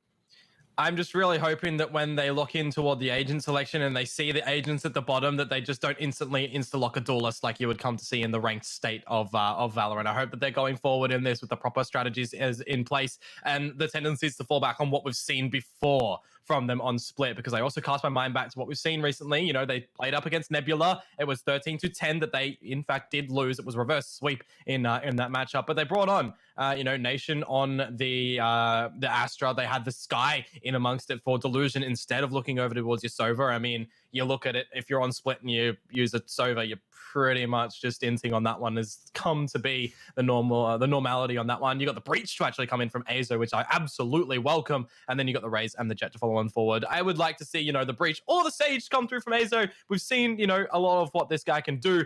Could also go to the drawing board and see the Viper come back, because we saw how potent he was earlier. Yeah, Azo very, very prominent on that first map. We saw him absolutely tear heads against the side of McBTS, and then we saw him disperse a bit. He came back to fruition, but a little bit too late there. McBTS were able to close it out very convincingly. And, well, Split, a map that's defender-sided recently, but of course we had the recent shifts with the tunnels being opened up over towards B, especially over towards A, and it's going to be interesting to see how these attacker sides now fare on this new and improved Split. It has been a little bit since seeing Split, hasn't it? You had that update. Oh, how long would it have been ago now? We've seen Breeze, of course, come in like, I don't know, a month, 2 months ago or something, it feels like right now as well. That's around the corner from actually being brought in to the rotation, of course. But I'm thinking about it. That's like next week or the week after, isn't it? My word, that's gone quick. Can't wait to see how that one's going to fare and what teams are going to adopt it. I mean, we looked to ask those questions a couple of times in to these guys. I know yesterday I propped up that question and we heard a little bit of the thoughts on that. But kind of, I guess, the trajectory moving forward on this one, Tony, we go in a Split. We've mentioned it time a dozen right now. What do you feel like we're going to see in terms of the outcome? Who do you feel is going to be able to take this one? I definitely, well, my prediction would say it's McBTS, but my heart's still saying Paradox. After seeing them take it in that first map so convincingly, I'm more willing to swap sides here and join on the Paradox band camp. And McBTS, I'm going to have to see a strong defense from Icebox, from Split, like we saw on Icebox. Yeah, I think I'm going to go on the flip side of that, and I still think that I'm going to go with my prediction of the 2-1 over towards McBTS. I just think from everything that we've seen, that map in Icebox to me for Paradox feels like they've maybe tried just something new, and it just has not worked out at all. So back towards some sense of comfortability for them right now in towards Split is what I hope to see. But again, I really think that it's going to be BTS being able to claim this one. But now, without any further ado, folks, let's jump in towards our final map of the night. We transition over towards Split, which actually, if I'm now remembering correctly as well, has had a little bit of a recent facelift, specifically over in that defender spawn in amongst that little market area. Yeah, it's a lot more clairvoyant as well. You can see the store in the background there as we fly by, and looking very, very nice. I'd love to get my hands on a bobblehead of such. But yeah, Split, a map we haven't seen in recent side, but Paradox and McBTS, these teams have been butting heads all night. McBTS had a very convincing defense, and if we can see that start to fruition in this map, then maybe the side of Paradox might have their work cut out for them. Well, definitely going to have to wait and see. Looking up on that agent lineup for Paradox, and it is the lineup that I was hoping we would see from them as well. The one that got pretty close over towards Nebula, where I'm actually just looking at that scoreline. We saw in this matchup for Nebula and Paradox, it was 11-1 at the half to Nebula, and Paradox brought it back for 9 in a row on the defensive side. That's how favored the defensive side was on this map. But here we go. Pistol round, it's back. Pistol to kick it off, and it's Paradox to kick it off on defense. It's the Astra Sky to come back in to fruition here for Paradox. And, well, as you said, a very strong bounce back against a team like Nebula. And, well, for the side of McBTS, they're going to have to answer quickly here. Reyna for Clutchy, not what we're used to seeing. He's more of a Raze and Jet main himself. Sage as well, if needed. But McBTS, they brought out the breach as well. It's on Sicko, and I love to see it being swapped up here. As you said, Sova, a bit of an int pick on a map like this. Yeah, usually you would see the Sovas switch over towards a breach. You could even see them switch over towards the Sky. But Nation is going to start things off with the Sheriff right now. Zenkoko will be able to answer back. But already, Paradox off the get-go on this pistol. The first duels going their way. And as McBTS look to establish the plant, Indy, you would hope to see him slide on over. As he does get picked on up, Nation will find the third in the round. Then Indy will be there to close it as well. Yeah, very interesting hold there from Paradox. Indy sitting in elbow for so long. You expect to see him swing off of the spike plant to come out, but in the end, it's Paradox claiming the first. And, well, Pistol is a way to start it off and kick it after such a rough second map on Icebox. And, well, Sheriff Spectres immediately brought out here. He's going to be bringing out the Judge as well, looking to get some cash early on. Show me the money is exactly what wants to be seen in this one right now for McBTS. Back on these pistols, just going to be seeing what they're going to be able to do for Paradox. It is the time for them to try and farm up a lot. They've negated themselves any control of mid. They've relinquished the pressure there, and they're looking to hold it down over at A. Although Exempt only being good for one might throw a bit of the spanner in the works. Paradox, they are going to send in the Trailblazer. Delusion will get a bunch of information as well as that can cast as Nation. Now he's going to catch a free frag onto Sicko, who looks to have his skates on right now. It was just absolutely sending it on the ice. But McBTS, plant down on this pistol. You'll be happy with that. One enemy remaining. Money retrieved by McBTS. It's another 3 from Nation. So I believe ult now available for him, the Cosmic Divide. Much needed ult on a map like Split, I feel, especially for close plant positions. He can shut down the hits to come in and really even shut down the line of vision from a side completely with the the Cosmic Divide. Yeah, we'll have to wait and see if they're going to be able to utilize it in this one. Of course, it is that bonus round. They might look to do so if they feel like things are going their way in this round, or if they feel like they have a little bit of a better approach to it than McBTS. Though, it is their first time to get this purchase on through as well. So this is the situation where you really hope to see McBTS get on the board early. You know, they were ripe and ready over on Icebox, pretty much in the charge time and time again. And now you look over towards Split, where it is defensive sided, of course. We know that one. There's already information out through mid, guarding light, spawning a bunch of that. And with the progression over through A as well, Paradox could almost rotate more so over towards B if they wanted. Yeah, you can see the stars very fast spread here. Clutchy on the walk up, going to find Exempt over towards main. Guiding line out for Delusion. As the fade away now from A from Clutchy now starts to group up with the rest of his teammates. Delusion gonna have to be careful too in this B site. Delusion up in heaven. Trailblazer going for the hunt, trying to scout out some intel. And for the moment, McBTS now start to set up for this B hit. Yep. McBTS are going to send it on through. The wall as well is going to obscure the vision for Indy. Could updraft, is going to choose to do so as well, but they haven't gotten into the site yet, mate. Now they finally look to do so as a couple of kills have been known. Delusion gets out the pretty little flash. Try to find another one, but he can't quite do so. Doesn't really matter, as he will be traded out in the end. And McBTS, they will be able to gather this round expectedly. So they do not falter in the bonus. Only a couple of players, but now Paradox purchase up. They still have that Cosmic Divide. This is where the ults start to get a little bit more close. You know, Zenko goes 2 away from his Cosmic Divide, but apart from that, everybody else is 3 away. Yeah, that's bonus going to McBTS, though. It's Paradox now to buy. Operator to come out here for Indy, and I want to see maybe a shot or 2 land there. And very unfortunate timing, I have to say, in that last round from Paradox. Getting very antsy there. Indy bouncing over the top of that wall, and they weren't even very, very far near him. McBTS lucky to have a few Paradox players a little bit over eager in that last round. A little bit of a gap in the smoke of the Nebula right now as well. You're not going to see anyone from McBTS just get too pressured out by it and get too ambitious to waltz merrily on their way through. They're just going to hold at bay as the boom bot will be destroyed. Sicko, of course, can flashpoint up. He's going to elect to do so. I actually really like for the side of Paradox that they've got the flashpoints and the guiding lights. Lots of flashes on both extremities of the map. Bring it on back, though, to this A site. And Clutchy already has popped the Empress. And if he doesn't find a kill soon, it's just going to be wasted. Yeah, completely timed out. Delusion. Guiding light towards middle. He just waits to see the Nebula come up. And, well, that's going to be the smoke off wall, too. And BTS now to wrap onto this B site, though. Azo with a good flash and well timed.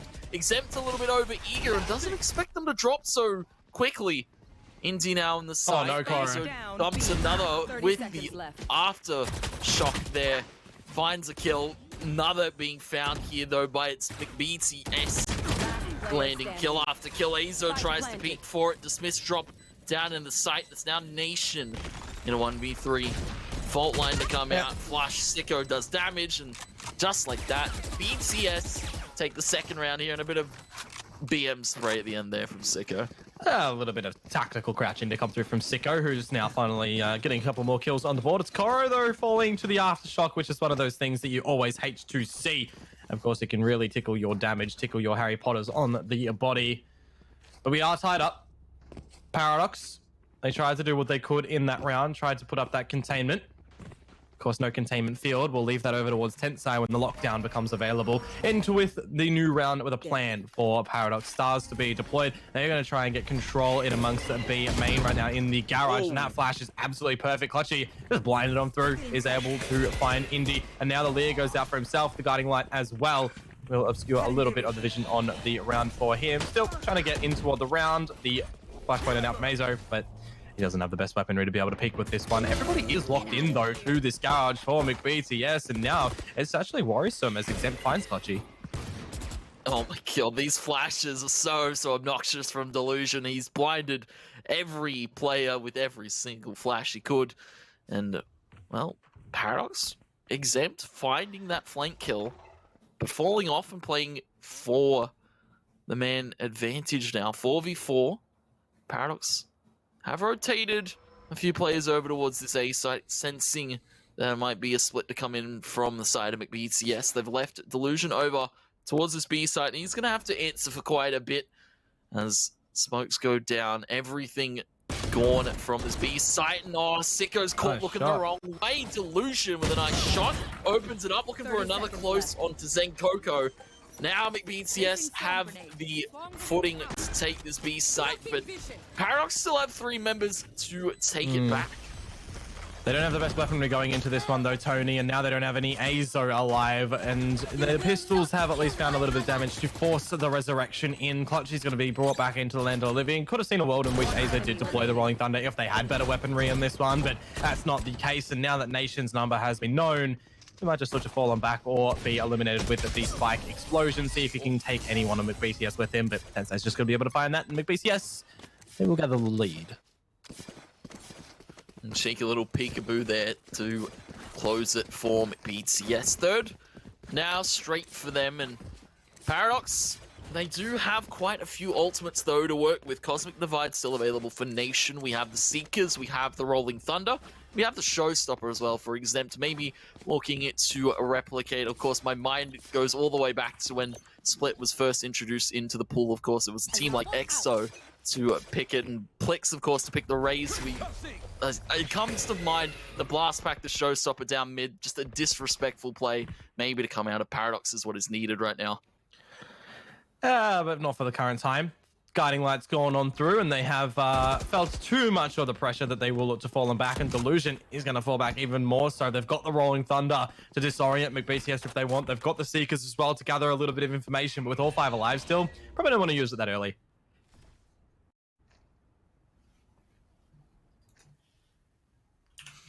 And Flash being held by Delusion. Spike retrieved over here. McBTS playing this one a little bit slower for the moment. Stars set up over at A for Paradox if necessary. Cosmic Divide going to come out here for Zenkoko, and that is going to be immediately called to a showstopper pull by Exempt. Early paint shells come out, but McBTS not going to go towards this A site. They're just trying to bait for it for the moment. Yeah, 35 seconds, 10 site. Could be coming very large right now. The Seekers, though, are they going to go down to his direction? They are, and he's going to have to destroy it. That's some information right now for Delusion, that it's not just the one-dimensional approach coming in through the main area, that it is the split from the ropes. It's onto Exempt. It's onto Azo, the Rolling Thunder. If he uses it at the 15-second mark, that should be the round. Delusion's going to be good for one. Zenkoko gets out that trade. Rolling Thunder in a little bit too early as Exempt now. Good for one. A second one as well. All down to Koro. A 1 versus 4 with no time on the clock. And McBTS, they falter at the end. The time gets the better of them. The containment from Paradox is beautiful. Very nice under the pressure. Exempt, able to just sit in that rafter position and farm up kill after kill. One comes out heaven, one comes out ramp, another comes out ramp. He just lines them up for 3. Paradox now for 3 on their board to the 3 of McBTS. And, well, it seems we're back to even footing here, Dion. And, well, I have to say, Nation on this Astra's been impressive on this map so far. Definitely has. We saw how impactful he was earlier on with the Sheriff, remember? So we are going to have to wait and see if Nation can get something more attuned on this one. Though in this Nebula, Clutch is in for a rude awakening, and there you do have it. Indy starts off, no answer back, no resurrection. More info in through mid. You talk about Nation. He's just now dispatched of his counterpart, Astra, in Zenkoko. But BTS, they have seemingly hit a bit of a brick wall in this round, but they are still going into it. A little bit of noise to be heard in the ropes. And Delusion, if he sent out a flash right now, he'll actually catch a lot of these blinded players. It's going to be a little bit sticky right now, pushing up through Delusion. He falls, he falters, and now McBTS are going to try and get into A. And they dump the flashes, the fault line over towards screen side. No one able to answer for Paradox for the moment. They're locked out, but they can play for this retake. It's power and numbers, the lockdown to come in here, though, from McBTS. Koro with the wall to shut down screen. This is very nicely played here to draw some time out and get McBTS in a bit more of a favorable post-plant situation. Well, the lockdown comes on through and it doesn't really work out. Buys a little bit of time, but Paradox still have all these players alive, and Sicko is going to eat the aftershock. Well positioned from Azo right now. Koro answers back. Going to sit in the fault line as well to get disoriented. It's all on a Koro right now in this little moment of time, but the space being granted by Tensei, he's really bringing them in, and Koro will plant his feet to be able to find a tactical crouching. You do like to see it at the end when you go a little bit larger in the game, because if I'm going to get some BM into what the game, Koro, you didn't really do too much in the other maps, my friend. You got to get it early on. Koro did get it early on. Unfortunately, didn't have much to answer in those first 2 maps, but he's been the shining hope here on McBTS in this game. Of course, this map alone. But I have to say, Paradox, that gravity well into the aftershock, that's the power of this Astra breach that we haven't gotten to see all too much. Obscuring vision. A little bit back and forward right now, Tony. A couple of rounds here and there for both spots. Empress is popped out by the one in Clutchy right now, but it's Indy. Finding Tensei to start on through. Guiding Light to allow the escape right now for Paradox, as they are feeling a little bit hot under the collar from this location. Clutchy blinded out. Look how much utility is going down right now. I can't even contain what is happening. Clutchy is going to be taken relatively low from the aftershock, and as Exempt takes out Zenkoko, things are going quite nicely for Paradox here. That's a good delay on the paint shells. Sicko and Koro still thinking about going B after what they've just witnessed. I wouldn't say so. Aftershock fault line comes in from Sicko to try and flush maybe a player towards under heaven.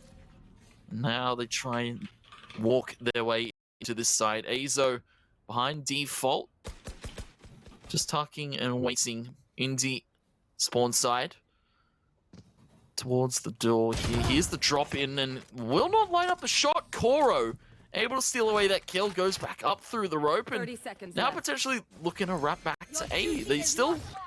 Oh wait, that's the res. Yeah, Koro has the res, gets 10 side now. 20 seconds. 20 seconds The here on spike the is clock. down.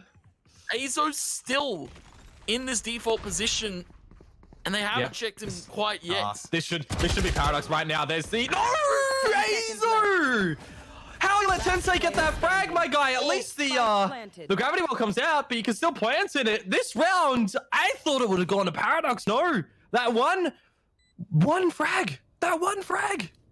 Essentially, the round has dropped off the back of it. Oh, you hate to see it. You hate to see it. It's on the nation now. See if you can bring something back, but it's just not going to be the case. Sicko finds the frag. Oh, you had to feel for Azo there. You have to feel for him.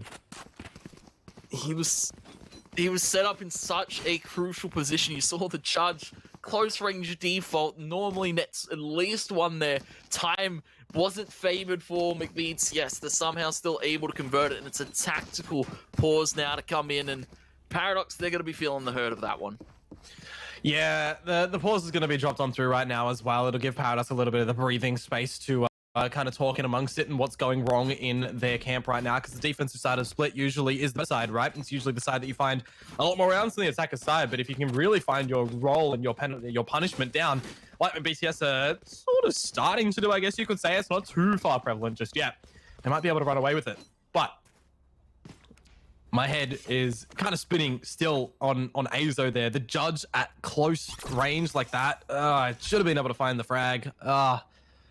Very unfortunate, but yeah, we have to forget about that one now. They're just going into it with the Sheriff's a classic, and for Indy, he'll probably be bringing out the Bladestorm, and then you got exempt on the Sheriff, so on the judge, sorry. You can see a ton of stars set up towards his A side. BTS know they have the weapon advantage to really push their metal. Koro immediately finding Nation on the entry, exempt, though holding the judge and holding for time, though is going to be shot by the turret, and Tensai now knows that exempt's very close and far forward. McBTS very poised to take this round, but of course Paradox, if they can steal away some guns, potentially make a bit of an upset, then it could start to unravel. McBTS though with Ironclad hold. Indy though finding one. Yeah, it feels like McBTS in this round are just steeled up right now, and they aren't really feeling too much of the damage. Paradox will be good for one frag on the back of Indy's Bladestorm, but that there be it. BTS, they find the 6th round on the board. They at least guarantee the tie on the flip of the halves, but the situation like this, right, really starting to cast my mind back to what we saw in the last map. They were just starting to find their footing, starting to really find their rounds and their momentum to drive them, be that driving force in this qualification stage to go up again toward the top of teams in our region in the next area.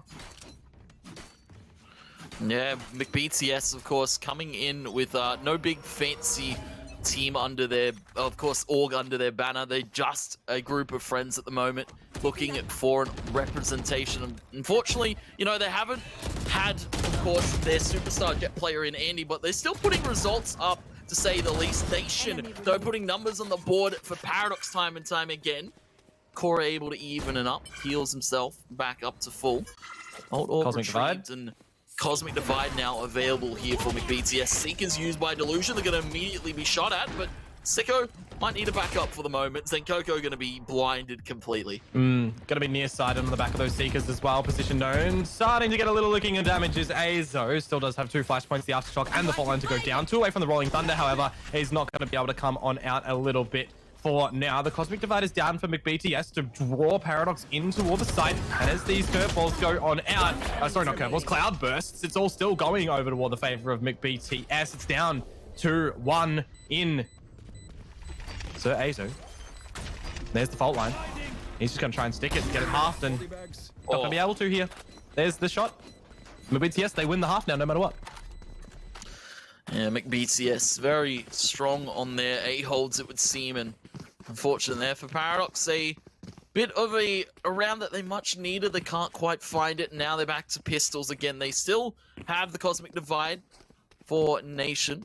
Exempt with Showstopper, 1 away from the Rolling Thunder, but this is looking very, very strong from McBTS. You can see the, of course, the recent update to Split, you know, the halls widening. Very now more favored towards this attack side. I do like this change of pace from McBTS as well. being ever so quiet out of the A site, making sure that there's no immediate showstopper to come out from Paradox. You know, time and time again, you see them kind of just go in and run absolutely off the get-go with it. The Rolling Thunder, though, goes in towards the B site right now as Azo is the first fallen soldier. I actually thought that it would have been finding the extra damage on towards the Astra there in BTS instead, but it's not. And it's all a fake. It's all a ruse right now as well. You go in towards B, it draws that rotation, the plant can go down, and this is just really a sort of strange outcome of this round, right? Because you've got players still over at the B side for BTS. You've still got the plant over at A, and now actually an opportunity for Paradox to be able to find some things, and Coco will stop Nation from being able to get the weapon, however. But you would definitely see an outcome here for Paradox to still charge on through and see what they can do. The slow orb, all of this Sage utility to keep them at bay, but they're both going to scoot across and go over towards screens. One enemy remaining. Yeah, and Tensai ready and willing to fight the player at screens though. Night, Indy puts Senkoko to bed. A little bit past his bedtime, maybe. Indy now needs to make this magic happen at this A site. 2 left here for McBTS. The time pretty far, 6, and Tensai with a headshot at long range finds the kill. And solidifies 8 now on the board for McBTS. In the half. Yeah, things are going very nicely for them right now, McBTS. They are on this train track, and there is no rocks. There is nothing on site to steer them over into a little bit of that side lane. Everything's going swimmingly. They just got to refresh those coals or the electricity, whichever way you like your trains to be working. I prefer to use the coal trains. I think that they are always nice and fun, the old style. But anyways, McBTS, they do have 5 rounds in the lead, looking to turn that into 6 if they are able to win this, and then it is going to be on to Paradox to see what they can do on their offensive side. They are, though, looking to send it absolutely straight into the start. Exempt is missing out a lot of this Raze util, but the showstopper, it gets the job done. You know what, though? That's immediately going to be turned the other way because the Rez is there for Sicko. Yeah, Gravity Well denies Exempt the early opportunity, but he's still able to find it. Rez to answer, and well, now McBTS, they should probably run it forward towards this B site. The lockdown comes out, and well, Paradox playing a little bit further back. Indy finding that first initial kill, though. Cora able to answer. Clutchy caught out in the open, and a player we've known to see played with inconsistencies, not quite able to line up any shots. Cora still up on top of the rafter, able to find another kill onto Exempt. Paradox now sit 3v3 in this post plant, but they've got the health advantage here. Yeah, well, eventually McBTS will be able to get the extra heals if they can wait a little bit. But Koro, it doesn't even matter right now. He's somehow still on, what, 11 HP. Found the frag onto Azo, and as Indy falls, it's all onto Nation Known. And Koro! What is that? I mean, I know that you get the traces to come out from the gun, but the sidestep, doing it twice, doing it dirty, slapping them in the face, and McBTS... That is 6 in a row. It was 3 previously, and they certainly are electrified up in the server right now. 6 the difference. They are on a tear. Feeling ecstatic after this first half. 9-3 now on the scoreline. McBTS, a strong attack side. Now we go to the defense, and we saw a very strong defense from them on Icebox, and maybe that rhyme true here. Cora going off a treat. Clutchy, Sicko, it's everybody really from this McBTS side putting up numbers now.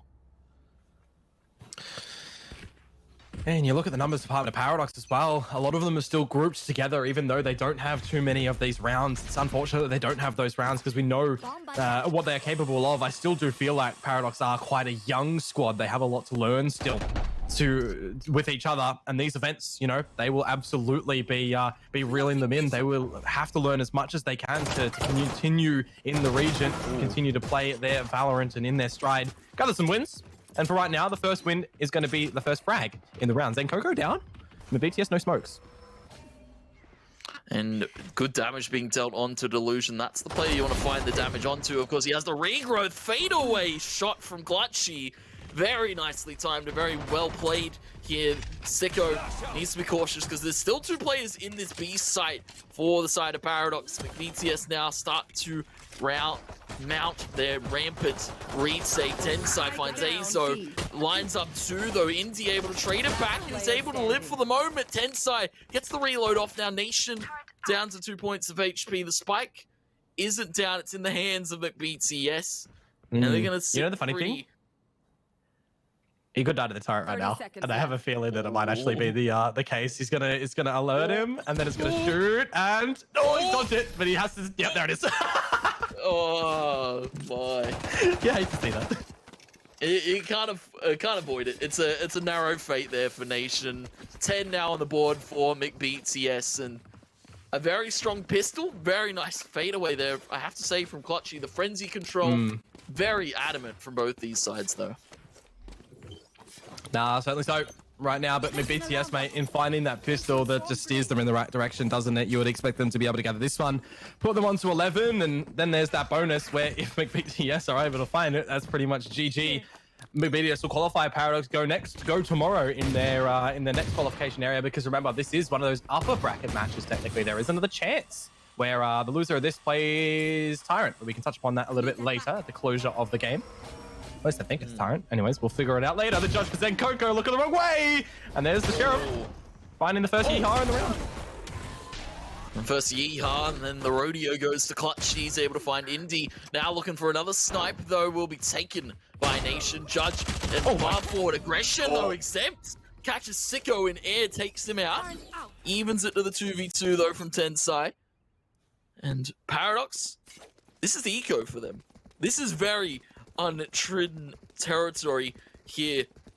Paradox, rotate A. McBTS now on the rotate over themselves. The nano swarms, though.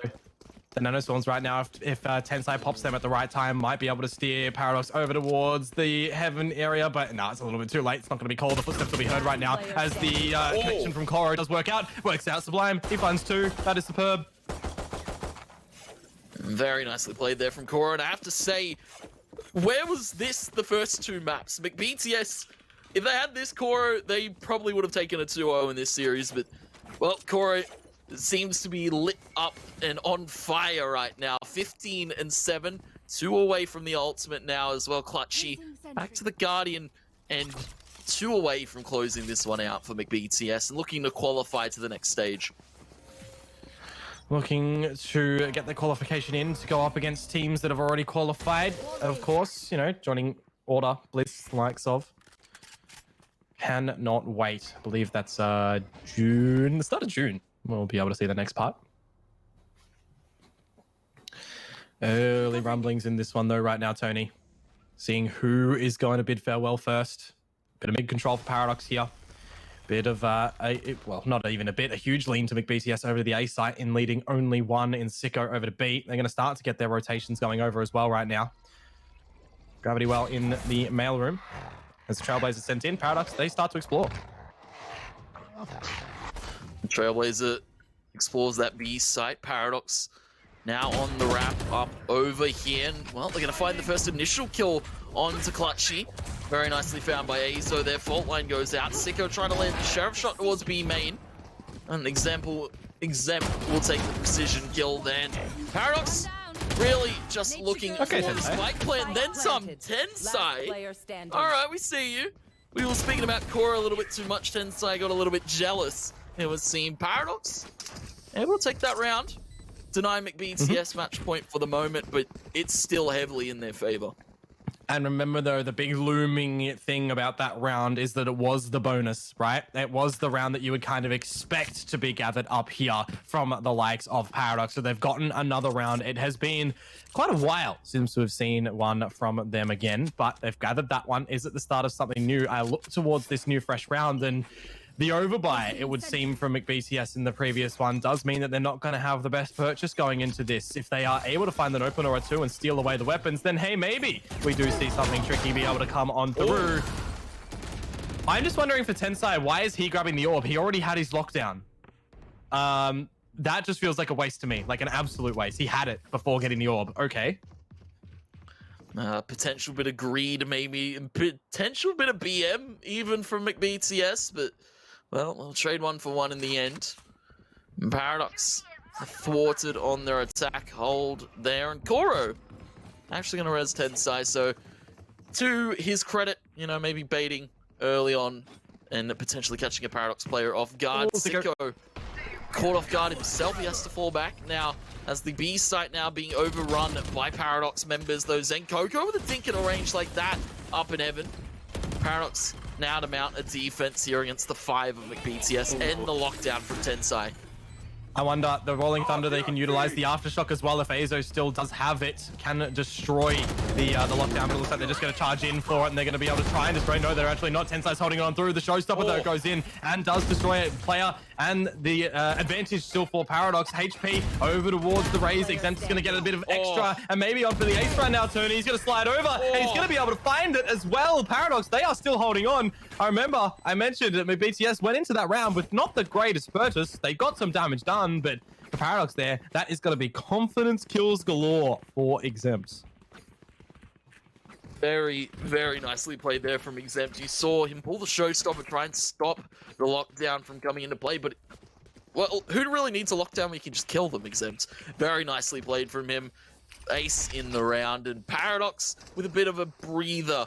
Now, McBTS, though, still have guns, and getting pretty close to the ultimates on a few of them. Immediately, though, looking to destroy some things over at the Ace site. Looking to see, though, what establishments can come on through. It's going to be Zenkoko, a bit sneaky beaky behind the Nebula. Delusion down. Means no Seekers, no Guiding Lights. Still do have flashes, though, on the back of Azo. Clutchy needs to be not too ambitious to be able to give up the bag and give back an opportunity over towards Paradox. Starting to find some semblance of what works on their attacker's side. Losing Delusion early means no Guiding Lights and no one to light the way here. BTS looking pretty convincing, and they're looking for a push towards middle here against the side attack of Paradox, and, well, no one gonna meet their maker for the moment. Indy on the lurk over at A. Could be looking for a potential member to be caught off guard here, but McBTS, they're playing this one safe. Yep. You wouldn't want to see them give up something when they are in the lead right now. You can see that Tensai is just holding true over at A by himself. He's got his full kit and caboodle with all that usual turret, the nano swarms over at that entrance, and the alarm bot. But Indy might be able to actually sleuth in and find a huge gap. He is starting to get flanked. The turret's going to reveal him. Tensai, though, he doesn't want to reveal himself at the back of the site. Indy good for one. Koro trades it out. Now Tensei's number is known at the back of this site as well. At that screen, good for one. Azo will be able to trade it on through, but it's going to be Tensai here to still find something. No, Azo able to find the crucial frag in the round. The spike looks to go down. They're going to pressure him. Azo off the back of this dismiss. Clutchy sends it on in, and now McBTS, they will find themselves in a qualification point. It is 12-5. Yeah, you saw the time very, very late there on the approach from Paradox and McBTS. They're able to thrive under the chaos, and, well, we're now on match point and qualification point, as you said, for McBTS. They're looking for their next stage booking here, but we're going to get a technical pause really quick to come in from McBTS. Paradox, maybe a bit of a lifeline for them, and maybe some time to think. Well, a lifeline is something that they desperately need right now. 7 rounds is going to be a real mountain to climb. They are going to be climbing it almost barehanded, it would seem, from what we've kind of seen, right? Bind, brilliant, absolutely stellar of a map to be able to witness. 13-11 over to Paradox, then feels like they kind of gave it up in the agent picking, right? 3 duelists, no smokes over on Icebox. They did really just get slapped around. And then McBTS, they're looking for this little reverse sweep. And now they have that 7 rounds of cushioning in case things do start to get out of hand. Tensai actually looks to be disconnected right now. So maybe the game needs to be restarted for whatever reason. Maybe there was an internet problem, but it looks like he's come on back right now. We'll be able to see the purchase on through. And for McBTS, again, you know, as I mentioned, it qualification point that they are on right now. Yeah, and I have to look at the ultimates almost available for this McBTS side. 2 away from the Empress for Clutchy, 1 away from the Rolling Thunder, 2 away from the Cosmic Divide here. McBTS have all of the ingredients to really close this game out. Paradox are going to have to come into this one that's swinging. Knives for Indy, maybe an initial pick being set up by Azo is what Paradox are after. Well, let us wait and witness what's going to happen here. Zenkoko, we've seen him go out through this smoke before. Nation finds Koro. Zenkoko good for 1. A second one would have been absolutely godlike, but it's not going to come on through as Indy gets the trade on out. Seeker's still available right now as Zico, quite vulnerable, will be allowed to get on back and forwarded. bonus of still being alive. Player advantage for Paradox right now. They will all look to group up as well. This is their round to drop. They will drop the Seekers from the side of Paradox. Indy has pulled the knives too, so it's all going to be up to Tensai here in the back of the site. Lambot, everything triggered here. Tensai able to find the first. The nano. The second, that spike. The nano was absolutely huge from Tensai. Now it's McBTS, man advantage, health advantage. Spike On out flank. in the open for Paradox. Elm the flank, Clutchy taking Delusion, and Paradox might Nation, be no. delusional to think they're going to win this right here and now. McBTS, it's Nation, though, to take Clutchy. 2 more left in the site, 30 seconds now on the clock, and it's going to be damned awry. Tensai finishes it up, and it's McBTS to take it 2-1 over Paradox this evening.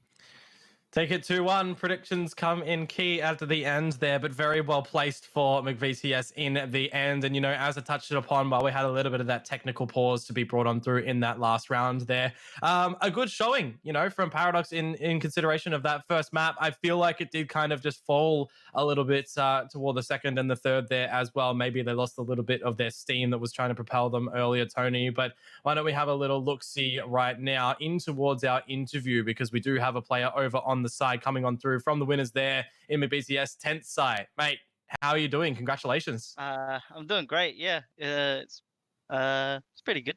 I don't know what I'm doing. Just started playing the game, so yeah. No, I was actually I was going to mention that in the beginning. How are you finding the transition from CS into Valorant right now, and what made you kind of come in with these guys? I think Clutchy reached out to me and he kind of wanted me to play with him. So I took him up on offer because I feel like CS is a bit stale for me at the moment, and there aren't many opportunities in CS as well right now. So yeah. Yeah, it would seem Valorant the new wave at the moment for a few of these old CS guards. And of course, I have to speak on old CS guards. You know, as you said, you talked about Clutchy hit you up, joining in. And of course, now you guys are through to the qualification stage. You're through the regional final. And any teams you've got your eye on to verse now that you've been putting in the prac, you've been putting in the hours, and really want to go toe-to-toe with some of these teams? Well, we've actually haven't pracked at all. We've probably pracked like 2 or 3 nights since like we had our appearance in the other tournament. I don't know what it was, but we played with Vandy in that one. But I've got my eye on Order. Orders are really good. The best team in the region actually. So, but Mindfreak, Wildcard, and what was the other team? Bliss. Yeah, they're all really good teams. Yeah. Yeah, another question for you here, Tensai. Go on. Yeah, go on. Sorry. No. Okay. What sort of put you on towards the Killjoy coming into this one as well? Was it like your own pick, or were you kind of just following in your role? Did you just slot in where required? So on CS, I played a lot of anchor roles. So it felt like it was like kind of nature to me to just play an anchor role, and like Killjoy is like, her turret is essentially a second man, right? So you can just play off a turret as if you're having 2 people on a site, and yeah.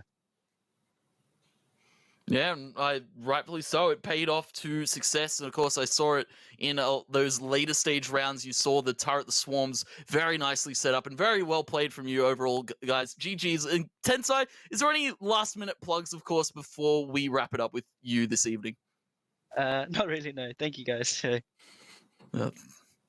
Thank you, Tensai. Thank you very much there, Tensai. You hear it from the man himself, one of the newest players coming on over into the squad of McBTS as well. And now we look to wrap the night up, guys. It's getting, what is it, like 20 past 7 right now, PM. A little bit early, all things considered. But here you do have it. A little bit of a wrap-up of the previous days, Tony. Today, we have, of course, witnessed Mindfreak and McBTS qualify into the next stage, which means tomorrow we're going to be witnessing Direwolves versus Paradox, Tyrant versus Nebula. I am really excited for these games. Yeah, these games are going to be very star-stacked, especially that Tyrant Esports and Nebula game. I look to have my close eye on that one. Of course, Nebula looking to wrong the rights of, I guess, their unfortunate bow out here against Mindfreak. And as well, Direwolves hopefully looking back in good form and looking to put up numbers and qualify themselves for the next stage, of course, of the VOT. Yep, of course, you will be coming on for today and then leaving us in a moment as well, Tony. So thank you very much for coming on through. We did hope you have a lot of fun on this one as well. Getting on to all the Valorant channels as well, and the big one, absolutely awesome that we've been able to bring this film through as well. You know, big old shout outs to LPL, to Vodafone, and to LG on that one. Tony, before I look to wrap it up, do you have any last words? I definitely, of course, have to give a props to Crash on our observer this evening. Very, very respectable and very good on the cameras, very good in catching some of these very close rounds that some of us probably wouldn't quite have the dexterity to do so. And of course, very lovely to have, join you this evening, Dion. I don't get to normally come on and do a star-studded event like this, as you said, on the main channel. And it's always a pleasure to come on and do some Valorant. Again, thank you for having me. You're welcome, Tony. It's been really good to have you on board tonight as well, guys. And it's been really good to have all of you, engaging in the chat, engaging in all the conversations on that, enjoying what we have to put on forward as well. Tomorrow, I will be returning at 3:30 p.m. Wind your clock back 4 hours from right now. And that is the time that we will look to be live as well. Conky, the person that I was casting with yesterday, is going to be joining me back. Conk Moto is what we go under as well, guys. So without further ado, we look to bid adieu to us all tonight, and we will see you tomorrow. Take care and farewell.